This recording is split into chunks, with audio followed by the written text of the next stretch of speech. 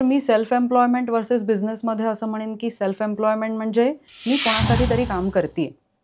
बिझनेसमध्ये मी स्वतःचा राजा आहे.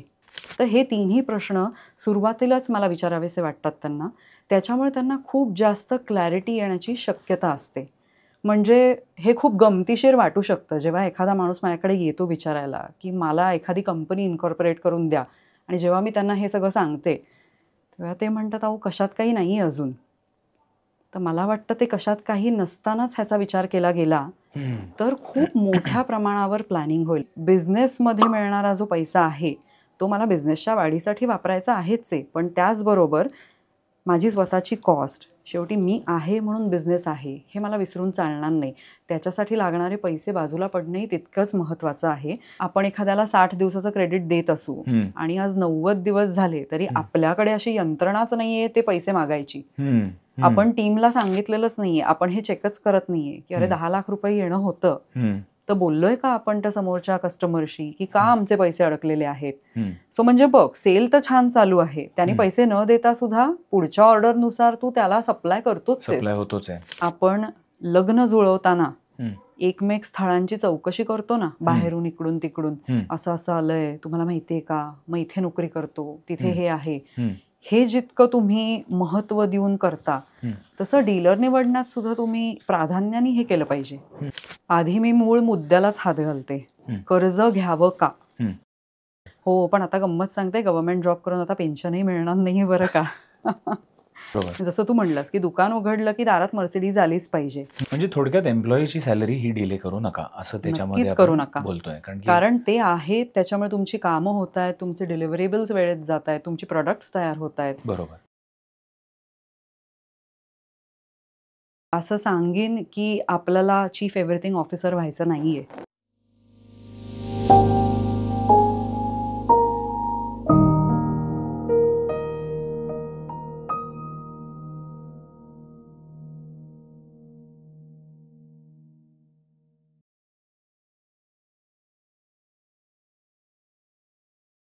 एअर इंडियाच्या दुःखद दुर्घटनेमध्ये अनेक जणांनी आपले प्राण गमावले. इनोटॉक्सच्या आमच्या या टीमकडून सर्व मृत आत्म्यांना आम्ही श्रद्धांजली वाहतो.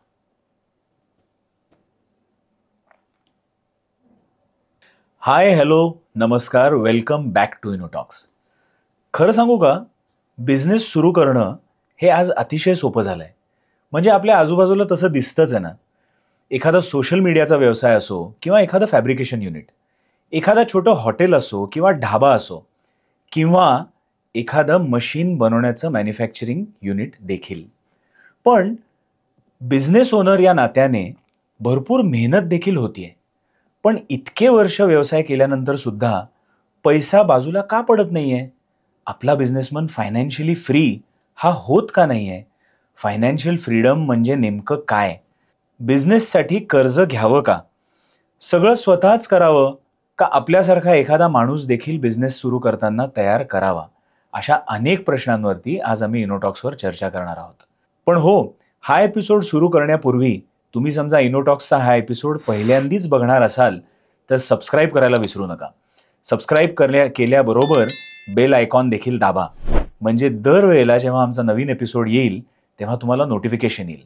आणि नोटिफिकेशन आलं की तुम्ही आमचा एपिसोड पाहाल आणि आम्हालाही नवीन नवीन एपिसोड्स तुमच्यासमोर आणण्यासाठी प्रोत्साहन मिळेल. आज अजून एक नवीन गोष्ट आम्ही करत आहोत. इनोटॉक्समध्ये अर्थमंथन हा एक आम्ही वेगळा सेगमेंट करत आहोत. Finance, stock market investing, mutual फंडमध्ये इन्व्हेस्टिंग करावं का, नवा व्यापार थाटावा का, अशा अनेक विषयांबाबत तुम्हाला समजा कुतूहल असेल तर इनोटॉक्स अर्थमंथन या सेगमेंटखाली आम्ही अनेक एपिसोड आणणार आहोत. तर त्यामुळे तुम्ही परत एकदा सबस्क्राईब केलं नसेल तर सबस्क्राईब करा. आपला बिझनेस ओनर हा फायनान्शियली फ्री आहे का, या विषयावरती बोलण्यासाठी, चर्चा करण्यासाठी आज इनोटॉक्सच्या स्टुडिओमध्ये माझ्यासोबत प्रॅक्टिसिंग CA रुजुता दामले आली आहे. Rujuta, welcome to Innotalks. धन्यवाद. थँक्यू तेजस. कशी आहेस आज? खूप छान. आजचा विषय खरं गंभीर आहे आणि मी म्हणलं तसं इनोटॉक्समध्ये सुद्धा अर्थमंथन हा सेगमेंट आम्ही पहिल्यांदाच कार्व आउट करतोय. वा. आणि यामध्ये तू दिलेलं मार्गदर्शन खूप पूरक असं ठरणार आहे आमच्या बिझनेस ओनर कम्युनिटीसाठी, किंवा जे जे आमचे व्ह्युअर्स आहेत ज्यांचा स्वतःचा बिझनेस आहे किंवा त्यांच्या डोक्यात अनेक प्रश्न असतील त्यांच्यासाठी हा एपिसोड खूप पूरक ठरणार आहे. तर सुरुवात अशी करूयात का की मुळात बिझनेस म्हणजे काय? ओके. बिझनेस किंवा प्रोफेशन, ज्याला आपण अगदी व्यवसाय किंवा लोकांचा आवडीचा शब्द असतो धंदा, तर तो कुठल्याही गोष्टीचा, सर्व्हिसेसचा, एखाद्या प्रॉडक्टचा असा असू शकतो. म्हणजे माझ्या डोक्यात एखादी आयडिया आली आणि मला वाटलं की ही मी मार्केटेबल करून लोकांना विकू शकते किंवा ह्याचा लोकांना फायदा होऊ शकतो माझ्या आयडियाचा, तर त्या स्वरूपात मी एखादी सर्व्हिस किंवा प्रॉडक्ट आणलं आणि जेव्हा मी ती विकायच्या स्टेजपर्यंत नेते, त्याला मी बिझनेस करते असं मी म्हणू शकते. कारण त्याच्यातनं मी पैशांची सुद्धा अपेक्षा करते. मग सेल्फ एम्प्लॉयमेंट वर्सेस बिझनेस म्हणजे कधी कधी असं होतं की आपण नोकरी करतोय पण ऑन द साईड देखील आपण एखादा छोटा बिझनेस, मला म्हणायचं की नाही त्याच्या बाबतीत माहीत नाही, पण लेटेस्ट से एक फ्रीलान्सिंग म्हणून एक वेबसाईट बनवून देतोय किंवा ऑन द साईड काहीतरी खाण्याचा एखादा व्यवसाय करतोय, तर त्यालाही बिझनेस म्हणता येईल का? हो, नक्कीच. का बिझनेस म्हणजे कुठली तरी फॅक्टरीज असायला हवी आणि त्या फॅक्टरीमध्ये मशिनरी असायला हवी आणि मशिनरीमधनं एखादा प्रोडक्ट बाहेर पडतोय आणि त्याला मग इंडस्ट्रीमध्ये त्याला मूल्य मिळतंय, त्यालाच बिझनेस म्हणावं? खूप छान प्रश्न विचारलास. जसं तू म्हणलास की एखादा माणूस नोकरी बरोबर काहीतरी साईड इन्कम मिळवण्यासाठी एखादा व्यवसाय करतोय, म्हणजे ते फ्रीलान्सिंग असेल किंवा कुठल्याही वेगळ्या स्वरूपाचं काहीतरी असेल, तर ह्याच्यामध्ये एक गोष्ट अशी लक्षात घे, कुठेतरी त्या माणसाच्या डोक्यात आहे की मी नोकरी करतोय, त्याच्यातनं मिळणारा पैसा मला पुरेसा नाही आहे, म्हणून मला एखादी गोष्ट करावीशी वाटतीये, म्हणून मी काहीतरी साईड बिझनेस करतोय. किंवा त्या साईड बिझनेसला लागणारं जे भांडवल आहे, कॅपिटल, ते कदाचित नोकरी करता करता मी मिळवतोय आणि माझ्या डोक्यातली आयडिया, त्याच्याबद्दल असणारं पॅशन हे जिवंत ठेवून मी बघतोय की बाबा नोकरी करता करता मला ते जमतंय का. तर मी सेल्फ एम्प्लॉयमेंट वर्सेस बिझनेसमध्ये असं म्हणेन की सेल्फ एम्प्लॉयमेंट म्हणजे मी कोणासाठी तरी काम करते. बिझनेसमध्ये मी स्वतःचा राजा आहे. बिझनेस पूर्णतः कसा उभा करायचा आहे, आणि जसं तू म्हणलास की दरवेळेला फॅक्टरीच असली पाहिजे असं काही नाही. मग तू माझं उदाहरण घे, मी प्रॅक्टिसिंग CA आहे, तर माझी फॅक्टरी नाही आहे, माझं स्वतःचं ऑफिस आहे ज्याच्यातनं मी सेवा पुरवते. तर सेवा पुरवणे हा माझा व्यवसाय आहे. त्याच्यामुळे त्याला मूर्त स्वरूपामध्ये फॅक्टरी, लँड, बिल्डिंग, मशिनरी असं असलंच पाहिजे असं नाही. ते इंटँजिबल्सच्या स्वरूपात सुद्धा व्यवसाय तुम्ही करू शकता. म्हणजे प्रॉडक्ट किंवा सर्व्हिसेस, दोन्ही स्वरूपात व्यवसाय किंवा हे दोन मुख्य विभाग आपण म्हणू शकतो बिझनेससाठीचे. पण मग बिझनेसमध्ये ही पण गरज असेल ना की बिझनेस म्हणायला त्याला, जेव्हा आपण एकच व्यक्ती असतो जे सेवा पुरवतोय, तर मग त्याला आपण सेल्फ एम्प्लॉयड म्हणू शकतो. बरोबर. पण समजा if you are creating an employment as a business owner, तर मग त्याला बिझनेसमन म्हणता येईल. आणि एखादी युनिक अशी आयडिया मार्केटमध्ये समजा तुम्ही आणत असाल, तर ती व्यक्ती कदाचित ऑन्ट्रप्रेनर देखील होऊ शकेल, कारण की ते खरा एखादा जो रिअल लाईफ प्रॉब्लेम आहे ते तो सोडवत आहेत. मग ते डिस्टिंक्शन करणं बरोबर आहे का की बिझनेस ओनर, ऑन्ट्रप्रेनरशिप आणि सेल्फ एम्प्लॉयमेंट? ओके, छान विभागणी केलीस तू ह्याची. तर आयडिया युनिकच असायला पाहिजे असं काही नाही. तुम्ही काहीतरी मनापासून आणि छान करत असाल तर ते आपोआप वेगळं होतंच. You will always stand apart from crowd. पण जेव्हा तुम्ही बिझनेसमध्ये येता, निश्चितच तुम्ही आधी स्वपासून सुरू करता. तुम्ही एकटे असता आणि जसं तुम्हाला वाढवायचं आहे त्यानुसार तुम्हाला ती टीम बनवावीच लागते, कारण तुम्ही सगळे एकटे पुरू शकत नाही तुमच्या बिझनेसला. त्यामुळे एंट्राप्रेनर हे तुम्ही सुरुवातीला असता की मी सुरुवात केली, काहीतरी आयडिया घेतली आणि त्याला जेव्हा एखादं काहीतरी मूर्त स्वरूप येतं तेव्हा ते बिझनेसकडे वाटचाल करेल असं मला वाटतं. त्याच्यामुळे हे एकत्र जाणारे टर्मिनॉलॉजीज आहेत असं म्हणायला हरकत नाही. ह्याच्यामध्ये फार फरक नाही माझ्या दृष्टीने की एंट्रप्रेनरशिप, बिझनेसमन, प्रोफेशन, शेवटी तुम्ही तुमच्या डोक्यात जी आलेली आयडिया आहे तिला पुढे न्यायचा प्रयत्न करत आहात.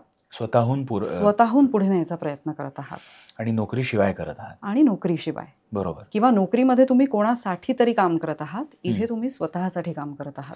खूप छान डेफिनेशन आणि हे डिस्कशन असं झालं या डेफिनेशन्सवर. आणि हे का महत्वाचं आहे माहितीये का?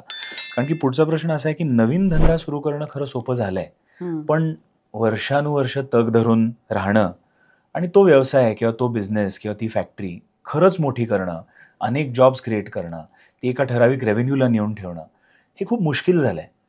असं का बरं?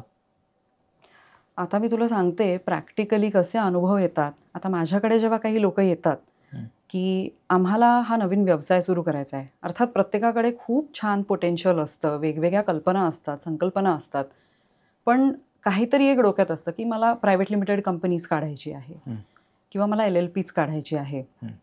या सगळ्याचा मला आदर आहे, पण माझा पहिला प्रश्न त्यांना नेहमी असतो की आधी तुम्ही विचार केलेला आहे का की प्रायव्हेट लिमिटेड कंपनी किंवा LLP या मोठ्या लेवलला तुम्हाला तुमचा बिझनेस हा डे 1 पासून नेऊन ठेवायचा असेल तर तशी तुमची मानसिकता आहे का? मानसिकता असेल तर पैशांच्या स्वरूपात तुमची तयारी आहे का? किंवा बरेचदा असं होतं ना, जोशमध्ये आयडिया घेऊन लगेच बिझनेस सुरू करायचा. 5-6 महिन्यामध्ये लक्षात येतं की आपल्याला हे झेपत नाही आहे खऱ्या अर्थाने. कारण जेव्हा ते त्यांचे बँक स्टेटमेंट्स आम्हाला देतात तेव्हा आम्हाला लक्षात येतं की खर्चांची तोंडं इतकी आहेत, तर ज्या पद्धतीने त्यांनी रेव्हेन्यूचा विचार केलेला असतो अर्थात ते पैसे येत नाहीत.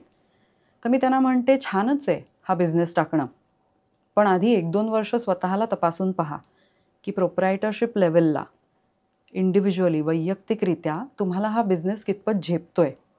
त्याच्यानंतर मी त्यांना अजूनही कशात काही नसताना म्हणतो हे 2 प्रश्न विचारते की तुमचं व्हिजन काय आहे? तुम्ही तुमच्या बिझनेसला किती वर्ष पुढे जाऊन पाहू शकता? म्हणजे आज मी तिला तुम्ही हे सांगू शकता का 2025 मध्ये की पुढच्या 40 वर्षानंतर माझा बिझनेस या लेवलला असेल? म्हणजे एवढी क्लॅरिटी तुम्हाला आहे का? किंवा मला 20 वर्षांनी बिझनेसमधनं पायउतार होऊन रिटायर व्हायचं आहे आणि कोणाला तरी तो चालवायला द्यायचा आहे. म्हणजे सक्सेशन प्लॅन आहे का? किंवा मला तो चालवायला नाही द्यायचा आहे, पण मला त्याच्यातनं योग्य ते मूल्य त्याचं असेल 20 वर्षानंतर, ते घेऊन कोणाला तरी माझा व्यवसाय विकून मला बाहेर पडायचं आहे, म्हणजे एक्झिट प्लॅन घ्यायचा आहे. तर हे तिन्ही प्रश्न सुरुवातीलाच मला विचारावेसे वाटतात त्यांना. त्याच्यामुळे त्यांना खूप जास्त क्लॅरिटी येण्याची शक्यता असते. म्हणजे हे खूप गमतीशीर वाटू शकतं जेव्हा एखादा माणूस माझ्याकडे येतो विचारायला की मला एखादी कंपनी इन्कॉर्पोरेट करून द्या, आणि जेव्हा मी त्यांना हे सगळं सांगते तेव्हा ते म्हणतात अहो कशात काही नाही अजून. तर मला वाटतं ते कशात काही नसतानाच ह्याचा विचार केला गेला तर खूप मोठ्या प्रमाणावर प्लॅनिंग होईल. म्हणजे जसं तू म्हणतोस की तग धरू शकत नाही, तर तग धरू न शकणाऱ्याला तू टाइम फ्रेम काय दिलीस? 25-30 वर्ष. म्हणजे आपण इतका मोठा हॉरायझन बघतोय. पण त्याला विरुद्ध प्रश्न पण आहे, किंवा यालाच पहिल्यांदा अनुसरून असा प्रश्न आहे की 20-30 वर्षाची विजन घेऊन 2025 मध्ये पुढे जाणं ही खरं खूप मोठं धाडस नाही का? आणि मग तो विरुद्ध प्रश्न असा की मग त्यापेक्षा नोकरी केलेलीच बरी नाही का? कारण की नोकरीमध्ये 30व्या दिवशी पैसे येत आहेत, पीस ऑफ माइंड आहे, कोणाचं ऐकावं लागतंय ते ठीक आहे, बॉसचं ऐकावं लागतंय, पण पैसे तर येत आहेत आणि त्यामधनं तुम्ही ग्रोथही करताय. करेक्ट. पण मी ह्याला म्हणेन की नोकरीमध्ये तुम्ही लोकांसाठीच राबताय. रिस्क ही बिझनेसमध्ये पण आहे आणि नोकरीमध्ये पण आहे. म्हणजे नोकरी ही एखाद्याला अत्यंत सिक्युअर्ड वाटत असेल तर त्याच्यावर टांगती तलवारसुद्धा असते काढून टाकली जाण्याची. किंवा मी अनेक वर्ष एक नोकरी करते पण मला ते काम नाही आवडत आहे. म्हणजे तू तसं बघितलंस तर आपले आई बाबा हे ज्या पिढीचे होते किंवा आहेत, तर त्या पिढीमध्ये ही मानसिकता होती की मी एका ठिकाणी नोकरीला लागलो तर 30-35 वर्ष माझी नोकरी तिथे करून तिकडनंच रिटायर होऊन मग काय असेल ते मी त्याच्यातनं बाहेर पडीन. पण आता तशी मानसिकता नाही आहे. 1.5-1.5, 2-2 वर्षामध्ये लोक नोकरी शिफ्ट करतात. आवडत नाही हा एक भाग झाला, मिळतायत ते पैसे मॅच होत नाही आहेत हा दुसरा भाग झाला. मग एवढं सगळं सहन करण्यापेक्षा जर का तुमच्यामध्ये खरंच स्पार्क असेल आणि तुम्हाला वाटतंय की हो मला बिझनेसमध्ये ना काहीतरी यश हाती लागेल बरं का, मी म्हणते ठीक आहे अपयशसुद्धा येईल. आपण कुठल्या तरी मेंटॉरचा विचार करू शकतो. आपल्या आजूबाजू डोकावून बघा की आपल्या डोक्यात जी आयडिया आहे, जी संकल्पना आहे त्याच्यासाठी आपल्याला कोण कोण मार्गदर्शन करू शकतं. आता तू आनंद देशपांडे सरांचं उदाहरण घे. ज्यांनी पर्सिस्टंट सारखी इतकी मोठी कंपनी उभी केली, त्यांनी जर का हा विचार केला नसता तर इतक्या लोकांना एम्प्लॉयमेंट मिळाली नसती, कंपनी इतकी मोठी होऊ शकली नसती. त्यांनी कुठेतरी हा विचार केला की मी एकट्याने कुठेतरी नोकरी करण्यापेक्षा मी असं साम्राज्य उभं करू का, की जेणेकरून त्यांनी जे स्वप्न बघितलं ते साकार झालं. आणि रेस्ट इज हिस्ट्री. आपण पाहतोय आज पर्सिस्टंट कुठे आहे. तर धाडस हे सगळीकडे येतच, म्हणजे धाडसाशिवाय आणि रिस्कशिवाय जगात काहीच नाही आहे. तर मी म्हणेन की नोकरी वर्सेस बिझनेस असं आपल्याला जर का पाहायचं असेल तर ते धाडस नक्कीच बिझनेसमध्ये येऊनच करावं. पण मग फायनान्शियल फ्रीडम हा जो मुद्दा आहे, बिझनेसमन हा फायनान्शियली फ्री असतो? आणि फायनान्शियली फ्री समजा तो असेल तर नोकरीत जशी त्याला सॅलरी मिळते तशी त्यांनी त्याच्या बिझनेसमधनं सॅलरी कशी बिझनेसमधनं ती सॅलरी काढावी आणि किती काढावी? कारण सुरुवातीच्या काळामध्ये जेव्हा तो धंदा सुरू करतो तेव्हा त्याला कस्टमर ला पूर्णपणे तो वाहून घेतो आणि कस्टमरला स्वतःचे प्रोडक्ट्स आणि सर्व्हिसेस देतो आणि आलेला पैसा हा नवीन कस्टमर डेव्हलपमेंटमध्येच रिइन्व्हेस्ट केला जातो. अगदी बरोबर. पण मग याच्यामध्ये फायनान्शियल फ्रीडम हा एक प्रश्न राहतोच ना. खूप सुंदर टर्म आहे ही फायनान्शियल फ्रीडम, आणि माझी अतिशय लाडकी टर्मिनॉलॉजी आहे ही. मला असं वाटतं की फायनान्शियली फ्री असणं किंवा आर्थिक स्वातंत्र्य मिळवणं ही एक स्टेट ऑफ माइंड आहे, मानसिकता आहे ती. म्हणजे एखाद्या 25 ते 30 वर्ष बिझनेस करणाऱ्या माणसाला जरी तू विचारलंस की तुम्ही फायनान्शियली फ्री आहात का, कदाचित तो ह्याचं उत्तर नाही देऊ शकणार असं मला वाटतं. किंवा नोकरी करत असलेल्या माणसाला जरी तू विचारलंस की तू फायनान्शियली फ्री आहेस का रे, तर तो काही क्षण घेईल उत्तर द्यायला, कारण त्याला घराचे EMI, त्याचे गोल्स असे सगळे डोळ्यासमोर येतात. म्हणजे हे उत्तर पटकन मिळत नाही आपल्याला कोणाकडनं. तर तुझ्या प्रश्नाला मी असं उत्तर देईन की हो, बिझनेस ओनर हा नक्कीच फायनान्शियली फ्री असू शकतो किंवा होऊ शकतो किंवा तो स्वतःला करू शकतो. आता कसं, तर वेगवेगळ्या प्रोसेसेस फॉलो करून. म्हणजे जसं तू म्हणलास की अगदी योग्य, ठराविक रेव्हेन्यू गाठण्यासाठी बिझनेसमन हा अक्षरशः प्रवाहाच्या पाण्यासारखा बिझनेसमध्ये स्वतःला वाहून घेतो आणि आलेला जो प्रॉफिट असेल त्याचा, जो काही त्याने ठरवलेल्याप्रमाणे, तो नॅचरली त्या बिझनेसमध्येच परत टाकला जातो. म्हणजे स्वतःसाठी पैसे बाजूला टाकणे किंवा या प्रॉफिटमधनं मला स्वतःसाठी काही करायचं आहे का, हा मुद्दाच नसतो. बिझनेसलाच इतकं पॅशनेटली वाहून घेतलेलं असतं की ह्याच्यातनं प्रॉफिट आला पुढच्या ऑर्डरच्या मागे लावा, दुसरा प्रॉफिट आला अजून कुठेतरी एक्सपान्शन करा, अजून थोडे पैसे साठले वर्किंग कॅपिटलला घाला, अजून थोडे साठले अरे मला एक्सपान्शन करायचं आहे, ही एक फॅक्टरी पुरत नाही आहे मला. म्हणजे अखंड काही ना काही त्याच्या डोक्यात चालू असतं. कारण ह्या सगळ्यामध्ये एक मोठी चूक काय होते, तो स्वतःचे कष्ट जे त्याच्यामध्ये ओततो त्याची तो कॉस्टच धरत नाही. तर तुम्ही स्वतः किती त्याच्यामध्ये as a proprietor, partner, director कितीही राबत असला तरी तुमची पण एक कॉस्ट आहे. असा याला काही फॉर्म्युला आहे का की ॲज अ पार्टनर, डिरेक्टर और जो काय त्या कंपनीच्या फॉर्मेशनप्रमाणे ती पदवी असेल, की ॲज अ पर्सेंटेज ऑफ रेव्हेन्यूज किंवा as a percentage of work done किती % त्या बिझनेसमधनं बाहेर काढावेत, असा काही एक बेसिक फॉर्म्युला अगदी नवीन ज्यांनी बिझनेस सुरू केला आहे तो वापरू शकतो का? मस्त प्रश्न.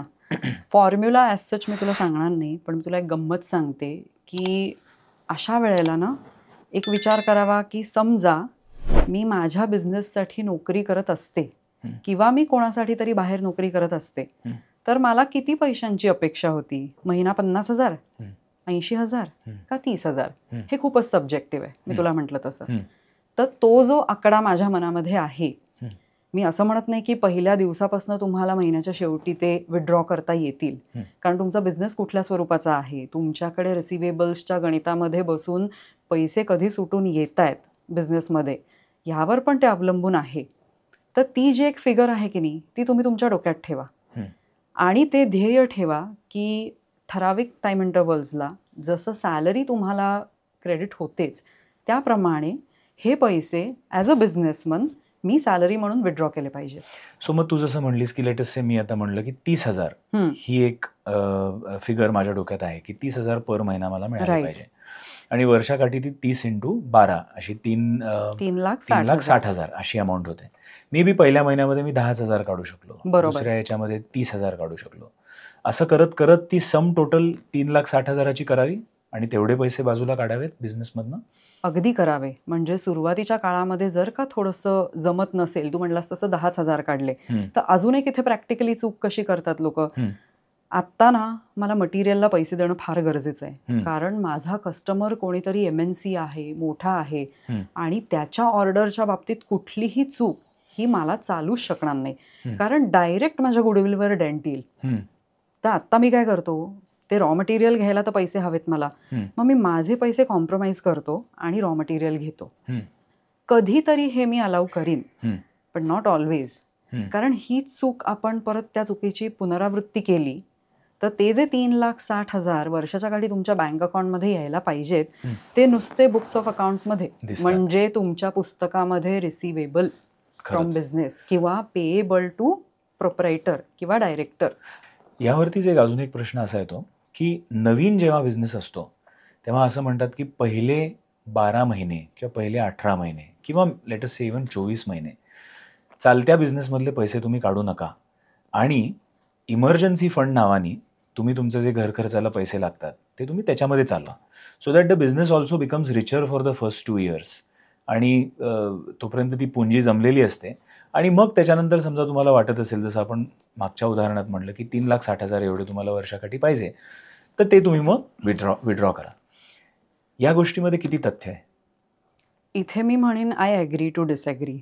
म्हणजे मला मान्य आहे की 2 वर्ष तुम्ही त्याला द्या, मग बघा की कसे पैसे साठतायत, किंवा तू उल्लेख केलास की घर खर्चासाठी तू इमर्जन्सी फंड्स ठेवलेले आहेस, तर बिझनेसला लागले तर त्याच्यातनं थोडासा हात घालून तू बिझनेसमध्ये हे कर, पण बिझनेस रिच झाला पाहिजे 2 वर्षामध्ये.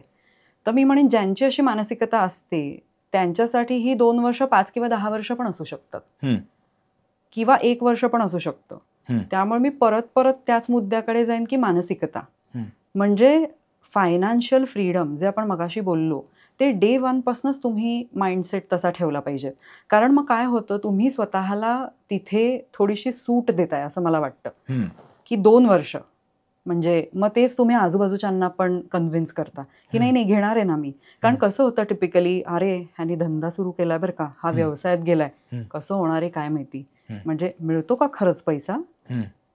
आणि बऱ्याचदा असं होतं की घरातलं नवरा बायकोंपैकी कोणीतरी एक व्यवसायामध्ये येतं, अर्थातच ह्याची खात्री करून की रिस्पेक्टिव्ह जो स्पाऊस आहे त्याची किंवा तिची नोकरी चालू आहे, त्यामुळे व्यवसायात जाणाऱ्या माणसाकडे ह्याचा बॅकअप प्लॅन असतो की उद्या काही गडबड झाली तर मी तिच्याकडे किंवा त्याच्याकडे थोडीशी मदत मागू शकतो की मला थोडे पैसे कमी पडत आहेत. तर ही चूक आपण नाही केली पाहिजे. जर का मला माहिती आहे की मला व्यवसायातच यायचं आहे तर डे 1 पासून मी इतका क्लिअर पाहिजे की माझे पैसे बाजूला पडल्याशिवाय मी पुढच्या ऑर्डरमध्ये हात घालणार नाही, ते मी वापरणार नाही. आणि मला नेहमी असं वाटतं की बिझनेस जेवढा यंग एजमध्ये असताना ह्याची जाणीव होईल ना, म्हणजे बिझनेसची लाईफ सायकल असते बरं का, बिझनेसला स्वतःचं वय असतं. मला तर असं वाटतं की व्यवसायाला तुम्ही तुमच्या मुलासारखं वाढवलं तर बघा तो तुम्हाला किती यश देईल, वृद्धी देईल. तर त्याच्याशी असं नका करू. पहिल्या दिवसापासून त्याला हे करा की बाबा मी माझ्या व्यवसायासाठी मनापासून राबतोय, तर महिन्याच्या शेवटी माझी जी काही कॉस्ट मी ठरवलेली आहे ती मी घेणारच आहे. नाही तर तुमच्या मनात कायम असं राहील की इमर्जन्सी फंड्स आहेच आणि तुम्ही तुमचा ओढा त्याच्याकडेच जाईल की बिझनेसच्या पैशांना नको हात लावायला, मी ह्याच्यातनं बघतो काही लागलं तर. आणि हे ना विशियस सर्कल आहे, दुष्टचक्र आहे. त्यामुळे ही सवय डे 1 पासूनच लागली नाही पाहिजे असं माझं प्रामाणिक मत आहे. पण मग कुठेतरी कन्फ्युजन असं होतं की बिझनेसचा कॅश फ्लो, व्यवसायात आलेला कॅश फ्लो आणि पर्सनल फायनान्स ह्यामध्ये सेपरेशन कसं करायचं. कारण समजा प्रोप्रायटरशिप असेल तर प्रोप्रायटरशिपमध्ये असलेला पैसा हा माझाच पैसा, खरंय. पार्टनरशिप असेल तर तिथे असलेला पैसा हा 2 पार्टनर्स असेल तर त्या 2 पार्टनर्सचा पैसा. कधी कधी तर पार्टनरशिपमध्ये नवरा बायकोच पार्टनर असतात, मग जो पैसा तिथे आहे तोच माझा पैसा आहे. मग त्या बिझनेसचा पैसा आणि पर्सनल फायनान्स याच्यामध्ये कशी सांगड घालायची, कसं डिफरन्सिएशन करायचं. खूपच मस्त प्रश्न विचारलास तू. कारण बरेच सारे व्यवसाय तू आजूबाजूचे बघितलेस तर त्याचे जे ओनर्स असतात ते क्लोजली हेल्ड असतात. आणि तसं करण्यापाठीमागचं कारणही असतं की जसं तू म्हणलास, नवरा बायकोच आहेत किंवा आई आहे, वडील मुलगा आहे, आणि वडील आहे, सासू सासरे, कोणी तुम्ही घरातल्या सर्कल मधले लोक तुम्ही त्याच्यामध्ये आणून बसवता, जसं की पार्टनर, डायरेक्टर. तर परत एकदा मी मानसिकतेवरच भर देईन. त्याची मानसिकताच अशी असते की मी घरातले लोक ठेवले की बिझनेस मधला पैसाच घरामध्ये फिरत राहील. जर का कोणी तिराहित व्यक्ती असेल, म्हणजे आता मी तुला ओळखत नाही, तू मला ओळखत नाहीस, असे आपण अजून 4 लोक आणले आणि पार्टनरशिप आपली तयार केली, तर ती एक अकाउंटेबिलिटी एस्टॅब्लिश होते की आज तेजसनी स्वतःच्या घर खर्चासाठी काहीतरी एक खर्च करायचा आहे, तुझं जीपे चाललं नाही, स्वतःचं पर्सनल डेबिट कार्ड चाललं नाही, म्हणून तू फर्मचं क्रेडिट कार्ड मारलंस, तिथे 50,000चा खर्च केलास. आता 2 सिनारिओज लक्षात घे की तेजस त्याच्या घरच्यांबरोबरची पार्टनरशिप वर्सेस आपण 13 जण एकत्र आलेलो आहोत ते. इथे तुला उत्तर नाही द्यायचंय कारण तुझे घरचे तुला विचारणार नाहीयेत किंवा तुझ्या मनामध्ये हा इतका कम्फर्ट झोन आहे की बिझनेसमधलेच 50,000 हे केलेत ना, सो वर्षाच्या शेवटी मी काहीतरी घेतोच, त्याच्या अगेन्स्ट मी ऍडजस्ट करीन, किंवा मी पार्टनर आहे ना या धंद्याचा, ओनरशिप आहे म्हणल्यानंतर मी हे असं नक्कीच करू शकतो. पण जेव्हा तू 4 वेगळ्या डोक्यांबरोबर एकत्र येऊन व्यवसाय करतोस तेव्हा तुला माहितीये की हे 50,000 मी आत्ता माझ्या अडीअडचणीच्या वेळेस वापरले का, तर तांत्रिक अडचण होती, माझं कार्ड चाललं नाही म्हणून, पण 2 दिवसांनी मला माझ्या पार्टनर्सना उत्तर द्यावं लागणार आहे की तू हे पैसे परत बिझनेसमध्ये आणलेस का. सो हे बर्डन तुझ्या डोक्यावर असणार आहे की हे बिझनेसचे 50,000 रुपये मला बिझनेसमध्येच आणायचे. तर मग जसं तू म्हणलास की बिझनेस आणि पर्सनल फायनान्स हे वेगळं कसं ठेवायचं, तर ते दोन्ही सिनारिओमध्ये ठेवणं शक्य आहे. त्याच्यासाठी मी एक कॉन्सेप्ट इंट्रोड्यूस करीन की ज्याला आपण म्हणतो financial planning. Typically certified financial planners जे असतात, CFPs, ते आपल्याला हे फायनान्शियल प्लॅनिंग करायला मदत करतात. आणि त्याच्यासाठी तुम्ही सेल्फ एम्प्लॉईड आहात का बिझनेसमध्ये आहात ह्यानी काही फरक पडत नाही. जेव्हा माणूस आयुष्यामध्ये पहिला पैसा कमवायला लागतो तेव्हाच त्यांनी CFPकडे जाऊन फायनान्शियल गोल प्लॅनिंग करून घ्यावं असं मला वाटतं. ह्यानी काय होईल, समजा मी ठरवलं की मला व्यवसायामध्ये यायचंय आणि मी काही वर्ष नोकरी केली आणि आता मी व्यवसायामध्ये येतोय, तर तिथे तो जो CFP असतो तो तुम्हाला या गोष्टींचं मार्गदर्शन करतो की तुझी लाईफस्टाईल बघता, तुझं स्टँडर्ड ऑफ लिव्हिंग बघता, तुझ्या डोक्यात अजून काय आयडियाज आहेत, तुझं एज काय, तुला कुठल्या व्यवसायात यायचं आहे, म्हणजे आता कुठल्या व्यवसायात यायचं आहे ह्याच्यावर पण ते गोल प्लॅनिंग डिपेंड करतं बरं का. म्हणजे सुरुवातीपासूनच तुला काहीतरी प्रचंड मोठा मॅन्युफॅक्चरिंग सेटअप टाकायचा असेल वर्सेस तुला घरी बसून छोट्या सेटअपमध्ये सर्व्हिसेस द्यायच्या असतील, तर नक्कीच या 2 गोष्टींना लागणाऱ्या भांडवलामध्ये फरक आहे. तर हे त्या माणसाला सांगितलं गेलं पाहिजे जेणेकरून तो तुला गोल सेटिंग करून देईल की तुझ्या रिटायरमेंटसाठी बाबा एवढे एवढे पैसे तुला बाजूला ठेवणं गरजेचं आहे. मग इथे मला वाटतं की उद्योजकांनी हा विचार करणं फार महत्त्वाचं आहे की बिझनेसमध्ये मिळणारा जो पैसा आहे तो मला बिझनेसच्या वाढीसाठी वापरायचा आहेच आहे, पण त्याचबरोबर माझी स्वतःची कॉस्ट, शेवटी मी आहे म्हणून बिझनेस आहे हे मला विसरून चालणार नाही, त्याच्यासाठी लागणारे पैसे बाजूला पडणंही तितकंच महत्त्वाचं आहे. जेणेकरून हा जो तू कॅश फ्लोचा मुद्दा मांडतोस, माझे पैसे पण बाजूला पडले पाहिजेत आणि बिझनेसचा कॅश फ्लो सुद्धा बाजूला पडला पाहिजे, आणि हे अचीव करणं शक्य होईल असं मला वाटतं जर आपण वेळेत ते गोल प्लॅनिंग करून घेतलं तर. पण मग तू असं म्हणतेस का की क्लोजली हेल्ड बिझनेसेसमध्ये मिस्टेक अशी होऊ शकते की एकाच अकाउंटमधनं आपण पैसे विड्रॉ करतोय, जे बिझनेसचं अकाउंट आहे, आणि लागतील तसे पैसे काढतोय, त्यापेक्षा समजा त्या क्लोजली हेल्ड बिझनेसमध्ये सुद्धा फायनान्शियल प्लॅनरकडे तुम्ही समजा गेलात आणि तुमच्या बिझनेसचं आपण काय म्हणू डायग्नॉस्टिक्स करून घेतलात, तर त्यांच्या सल्ल्यानुसार आपण अजून एका अकाउंटमध्ये बिझनेसचा पैसा काढून तो पर्सनल फायनान्ससाठी आपण इन्व्हेस्ट करू शकतो, पर्सनल गोल्ससाठी इन्व्हेस्ट करू शकतो, आणि मग तसं ते डिफरन्सिएशन क्रिएट होऊ शकतं. अगदी बरोबर आहे. ह्याच्यामध्ये एक खूप साधा सोपा उपाय सांगते मी तुला, म्हणजे ह्याच्यासाठी फायनान्शियल हेल्थ चेकअप करायला जायची गरजच नाहीये CFPकडे. एक थंब रूल आहे, जेव्हा तुम्ही व्यवसायामध्ये येता तेव्हा त्याच्याशी रिलेटेड सगळे बँकिंग ट्रान्झॅक्शन्स करायला करंट अकाउंट ओपन केलं जातं, आणि तुमचे पर्सनल सगळे खर्च किंवा जे काही इन्कम तुम्हाला तिथे वेगवेगळ्या इतर गोष्टीतनं येत असेल किंवा तुम्ही जी सॅलरी बिझनेसमधनं काढून तिथे टाकताय त्याच्यासाठी सेव्हिंग बँक असणं गरजेचं आहे. बरोबर. त्याच्यामुळे क्लोजली हेल्ड असो नाही तर इतर कुठलाही व्यवसाय असो, बिझनेसशी रिलेटेड जे काही तुम्हाला बँकिंग ट्रान्झॅक्शन्स करायचे त्याच्यासाठी कंपल्सरीली करंट अकाउंटमधनंच गोष्टी रूट झाल्या पाहिजेत. आणि याच्यामध्ये मग अजून एक कॉन्सेप्ट पण इस्टॅब्लिश करायला कदाचित हरकत नाही, आणि तू सांग ते बरोबर आहे का, की बिझनेसमध्ये तुम्ही जरी पार्टनर असाल किंवा ओनर असाल तरी you are as good as an employee number 1 for that business. आणि ॲज अन एम्प्लॉई मग तुम्ही ठरवताय की त्या बिझनेसमधनं किती सॅलरी आपण घ्यायची, करेक्ट. आणि therefore you create a differentiation between business and personal. Right. आणि मी तुला ह्याची गंमत पण सांगते, जसं मी मगाशी म्हणले की कुठलाही ओनर हा स्वतःची कॉस्टच धरत नाही आपल्या बिझनेसमध्ये, आणि त्याचा थेट परिणाम कुठे होतो तर तुमचं प्रोडक्ट किंवा सर्व्हिस ह्याचं कॉस्टिंग आणि त्याची प्रॉफिटेबिलिटी.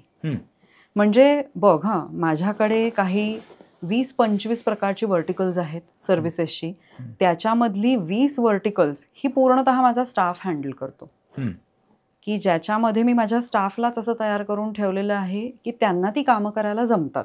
माझा भाग हा फक्त रिव्ह्यूइंग पर्यंतच मर्यादित असतो.